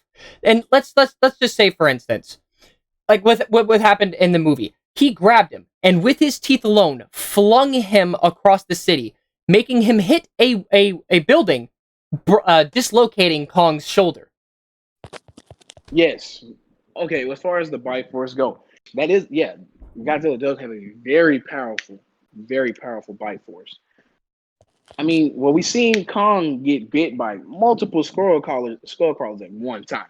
Those are nowhere near his PSI. Those are like baby bites compared to Godzilla's bite. For instance, he took the Queen skull crawler's bite at 14. But even so, like with Godzilla, that bite force is still very, very much stronger than the Skullcrawlers ever have. No matter which Skullcrawler you talk about, it's still very, very much more powerful. Well, yeah, you're correct there. But even when Kong did, we go back to when Kong did sneak up on him in the city. When Kong kind of did for a split second have the upper hand. When? When he snuck up on him, he grabbed Godzilla's head and everything. And when he did that, what did Godzilla do? He fired his breath off. It's not. Wait, are you talking about during the third fight? Yeah. When Godzilla got back up. I don't think he ever did because Kong was on his back. Godzilla was literally going back into buildings trying to hit Kong off his back, and that did affect Kong. You could actually see it. And then Kong went through, punched him in the face, but then Godzilla grabbed him by his arm and then flung him, and then that's when things started just going insane. Oh yeah. By the way, going into Godzilla versus Kong, I admitted that Godzilla, as I admitted here, Godzilla did outclass Kong in pretty much majority of all categories. Mm-hmm. Okay. So does that mean I win? No, I'm kidding. no, I'm kidding. because I'm kidding. no, because let me say this. Godzilla could have. I got it. Godzilla got. He could have done better than that. Well, yeah, he was at He could have done 50%. better. That's true. Yeah. I mean, no. I mean, better isn't. And it's gonna sound crazy, but just bear with me. Please do not laugh at me. Okay. Better isn't sportsmanship wise. Okay. And to go off of that, I'm Like- not I'm not trying to be mean about it, but you have to remember this is also a animal fight. There are no rules.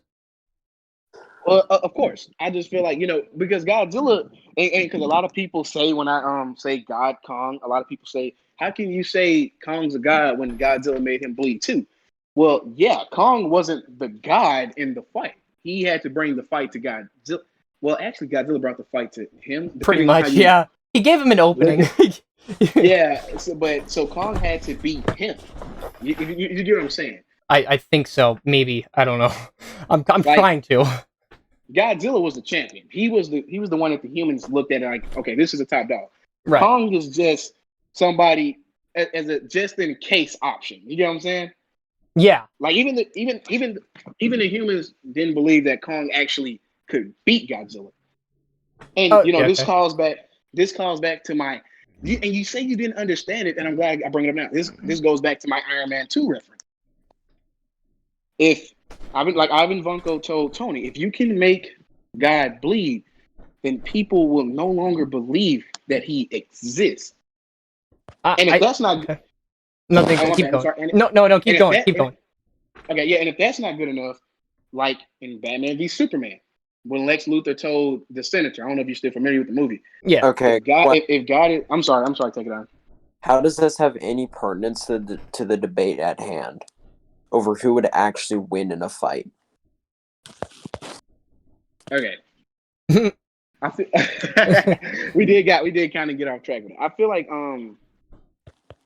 that fight would definitely be Kong's fight because like I said, the battlefield plays goes into play.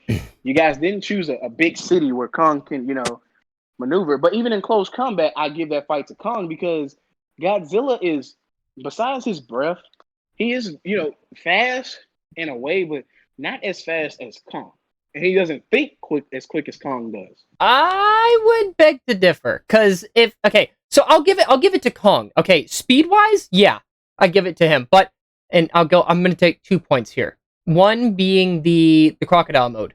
If anything, that one equals, if not surpasses Kong, because you saw how whenever he goes into crocodile mode, Kong cannot keep up, and he's able to get on all fours. He's able to run. He's able to jump. He's able to scratch. And again, Kong didn't know what to do. He was on the floor, like, panicking. So if that takes into account, which is, you can take that into account, what would Kong do? How would he be able to, even without the broken arm, how would he be able to, counteract that?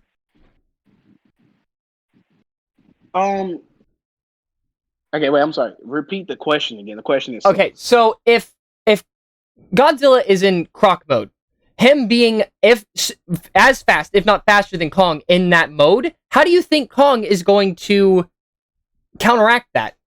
Because we saw in the movie that he was unable to do that.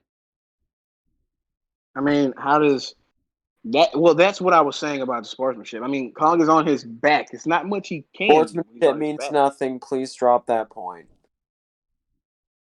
Which part? The sportsmanship thing.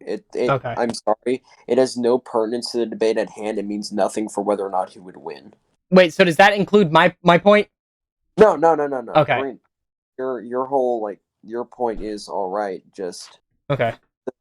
This topic of sportsmanship, it doesn't mean anything to the debate at hand. Okay. Sorry, take it down. But like I was saying, close combat. We seen who's the better hand-to-hand fighter, which is Godzilla, because we saw how he's able to get third fight hand-to-hand. He's able to outclass Kong. Remember, Godzilla adapts and evolves throughout a fight. Same thing with Ghidorah and the Mutos, as well as Muto Prime and Shinomura and Scylla, and Tiamat. All of them. And Kong can learn as he fights as well. But like I said a while ago, when we first got started, Kong was more. It's not. He could fighting Godzilla, but you got to worry about the atomic breath. It's kind of like fighting an opponent who has a gun. Yeah, you're beating him up, but at the same time, you have to worry about what if this guy shoots this gun. But then you're a goner. You have to remember, Kong also had an axe that was able to deflect that. Now, if you're saying not for the third fight he did, but he didn't use it. He didn't use the atomic breath during the third fight. Not once. It was all hand to hand. He spammed it the whole battle, and Kong was worried about it. Would you not be worried? He's not worried. Did you see? Okay, I'm gonna be okay. Second fight. You saw he was jumping from building to building, right? Blocking it. He was not afraid of it. He was not afraid of it. He had the axe. He got it. He pulled a little 360 behind the back kind of thing with the top of the building, and then he jumped in with the axe. He was not afraid of it. Okay, so now flash forward to the third fight without the axe. Yeah, without the axe. Yes. Exactly. Yeah, now he still lost. Back to square zero. Yeah, he lost. Hand-to-hand combat. Because he was more worried about the Kong would not. Godzilla is not. He's not to be feared for his combat. He's to be feared for his power. I'm pretty sure as a Godzilla fan, you can agree with me on that. Kong was afraid of the fact that Godzilla got on all fours, started taking this fight seriously, and beat Kong up. Croc mode. He grabbed Kong. You would be afraid too. If somebody grabbed you by the arm and swung you at least 3 blocks away, you'd be afraid too. You wouldn't know what to do in that situation. And then have him come after you immediately afterwards with no time to recover? I'd be afraid too. Yeah, especially if they had a beam that they can shoot at any time. He didn't shoot it! That doesn't mean that he couldn't. Like, he still has it. Even if he did, he would have killed Kong immediately then and there. It would have been done. Gone. But he didn't. Because he knew. Yeah, because he knew he would win in a hand-to-hand combat. He would. And he did. It's the same thing with the boat scene. It's the same thing. I think my point is kind of going over your head a little bit. What I'm saying is this.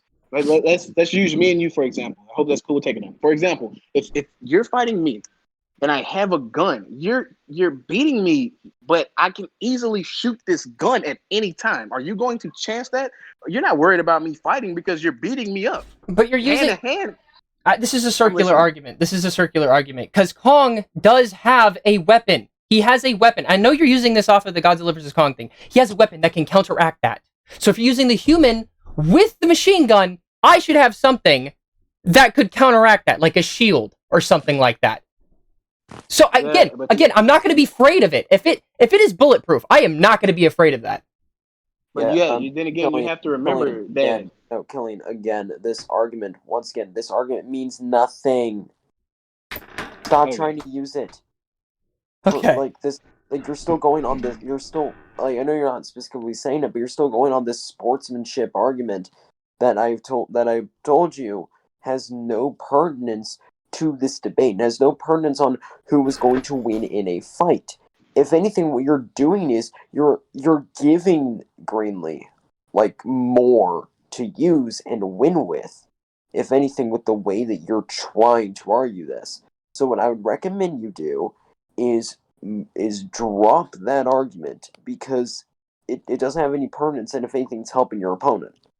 Well, yeah, I wasn't even really speaking on the sportsmanship no more. When Grant said, yeah, because when you say, yeah, Godzilla beat Kong in hand-to-hand combat, I want to come back and say, oh, yeah, he did that, but only because Kong was worried about his breath. It's not that's what I was saying. That's why, even on TikTok, when we were going back and forth about the take away the axe, take away the powers, who would win in a fist fight, with that. I mean, yeah, did Godzilla get the upper hand on Kong in the third fight? Absolutely.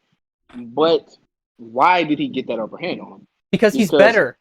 It's because Godzilla's better. In a hand-to-hand combat, without the axe, okay, even without the atomic breath, all right, Godzilla has the strength. It's even confirmed by the director that Godzilla is in fact stronger than Kong. And even in the fight in Hong Kong, like you said this yourself, Godzilla is at 50%. Now Kong was beaten by Godzilla at 50%. Imagine if it was at 100, even without the breath whatsoever. Yeah, I see your point. Exactly. So if at 100%, Godzilla would give Kong the work, and I mean legitimately. It's the same thing.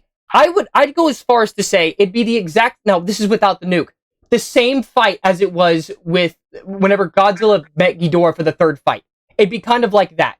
Godzilla, no holds barred, just going in there, full throttle, beating the crap out of Ghidorah. Just absolutely juiced. Okay, so where was that when the first fight? Godzilla was at 100% capacity during the first fight, and as a matter of fact, Kong wasn't. He was! And the only reason- No, okay, I've debunked this. Here's the thing. He was not.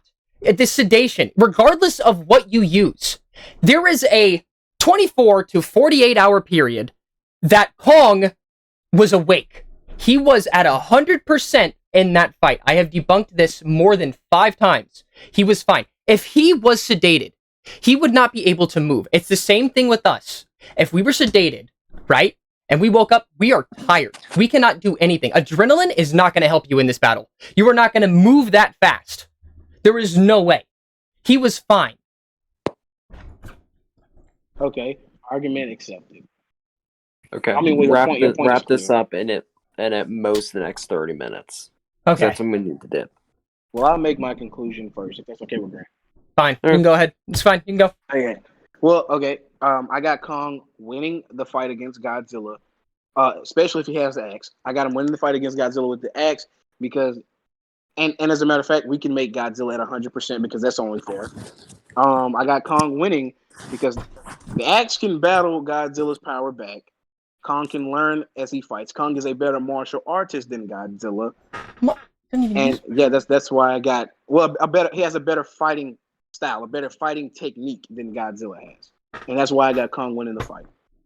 Okay, for me, I've got Godzilla winning the fight with or without the axe, because as we saw, the axe didn't do anything. Even when it impaled Godzilla, didn't even feel anything.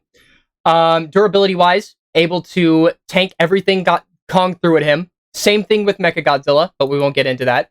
Not to mention, he was able to, I wouldn't say tank, but he was close enough to feel the Permian extinction. Able to tank an oxygen destroyer. Granted, he was dying at the moment, but he still survived. Attack, obviously much stronger. It was even confirmed by the director that he was stronger. And as well as being able to match the, the fighting style of Kong, because he's able to adapt, evolve, and do all of that during a fight. How else would he have been able to against other creatures like Ghidorah if he was not able to? Let me back up. If he wasn't able to evolve or adapt during a fight, he would not be where he is today. Same thing with Ghidorah, Muto Prime, Shinomura, Scylla, Tiamat, all of them, Amuluk. So I've got Godzilla winning from durability, attack, smarts, as well as battle tenacity, or another word for it being battle genius. And his power. With or without the power. With or without it, he would still win. Okay. You sure about that? I am positive, because like I said, third fight, didn't even use it once. And overpowered Kong, again, at 50%. Okay. Take it down. I'm gonna be completely honest, because I had someone watching the debate DMing me throughout this. They said something very similar to what I'm going to say here. The other debates were high diffs. Dear Killian, I'm gonna be honest. You Greenlee, you kind of slaughtered in this. I'm gonna be wholeheartedly honest with you. Holy shit, I'm impressed. Because not only did you debunked and countered every single thing that Killian was tried to use, you were very aggressive with your rhetoric, and it worked so well. Holy shit. Killian, I want to say thank you. I want to say thank you. Really, I really appreciate you stopping by. I know I lost my cool there a little bit, and I really apologize. It's just, I really do apologize. Thank you again. I am very sorry. Yeah, thank you, man. You kept it. No, even though you lost it, cool. You did keep the debate friendly. You, Spinach, and Bowie did. I don't. Well, me and Tekkadan have yet to battle. That's what the part 2 is for. But thank you for having I it. Yeah, no, I I've been really appreciate speaking you of, being speaking of here. part 2. I've been getting spammed with debate Killian now. They This want that. entire time. I mean, that's up to Killian. I'm not gonna. If he doesn't want to stay, he doesn't have to. That's up to you, him. man. That's up to you, Killian. Okay, well, like after debating Grant, and I'm not one to afraid to admit when I am humble. After debating Grant, because like you said, Tekkadan, Grant kind of did put his foot on my neck.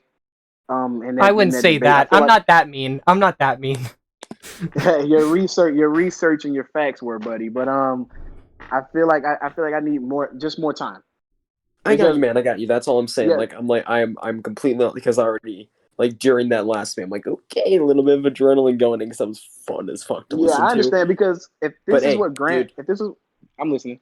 no, like, if you need more time to prepare, then be my guest, and I look forward to that, and I look forward to part 2 of this, because that is Well, going to yeah. be Yeah. hella Wait. fun to watch. When do we want to do that? Actually, when do we want to do part 2? I just need to know. When is best for you guys? Well, I'm fine. Whenever. I'm good till Thursday. I have nothing going on. I get off of school. Oh wait, no, I have to go into work at 4:30 tomorrow, so tomorrow won't work. Okay. Well, I have to take my mom to and pick my mom up from work every day this week. Does Tuesday work? Because I could do 2 o'clock my time. I'd have to add it. Killian, is that good for you? Oh no, it'd have to be a weekend. Okay. All right. How does Saturday or Sunday? Just let me know. Yeah, that'll probably be good. Saturday or Sunday. Okay. All right. All right. I'll ask. I guess we'll just Discord or whatever. So yeah, that was that. All right. So wait, are you Oh God, boys. Tekka, are you going? Gotta go. Are you? Oh, Yeah, you're I not. gotta Okay, you're not. Okay. Again, Killian, thank you for joining. I really do appreciate it. And I look forward to next week. Yeah, thank you for having me, Grant. It was fun. It was really fun. Take none of it to heart. It's all friendly. I know I lost my cool, and I don't do that usually, and I really do apologize. No, thank you, man. You just taught me, because if this is all the facts you can say behind legendary Godzilla, imagine what all Tekkadan can say. We should wait for Spinach to be able to talk about a time. Okay, yeah. Can we all we can talk in the Discord if that's okay. Yeah, I'm down. Okay. Before we discuss a time, let's make sure Spinach knows. watch us be on Saturday. Yo, you didn't know? And he's like, what? Whoa, hold on, whoa, no. He's like, what? Oh, you didn't tell me.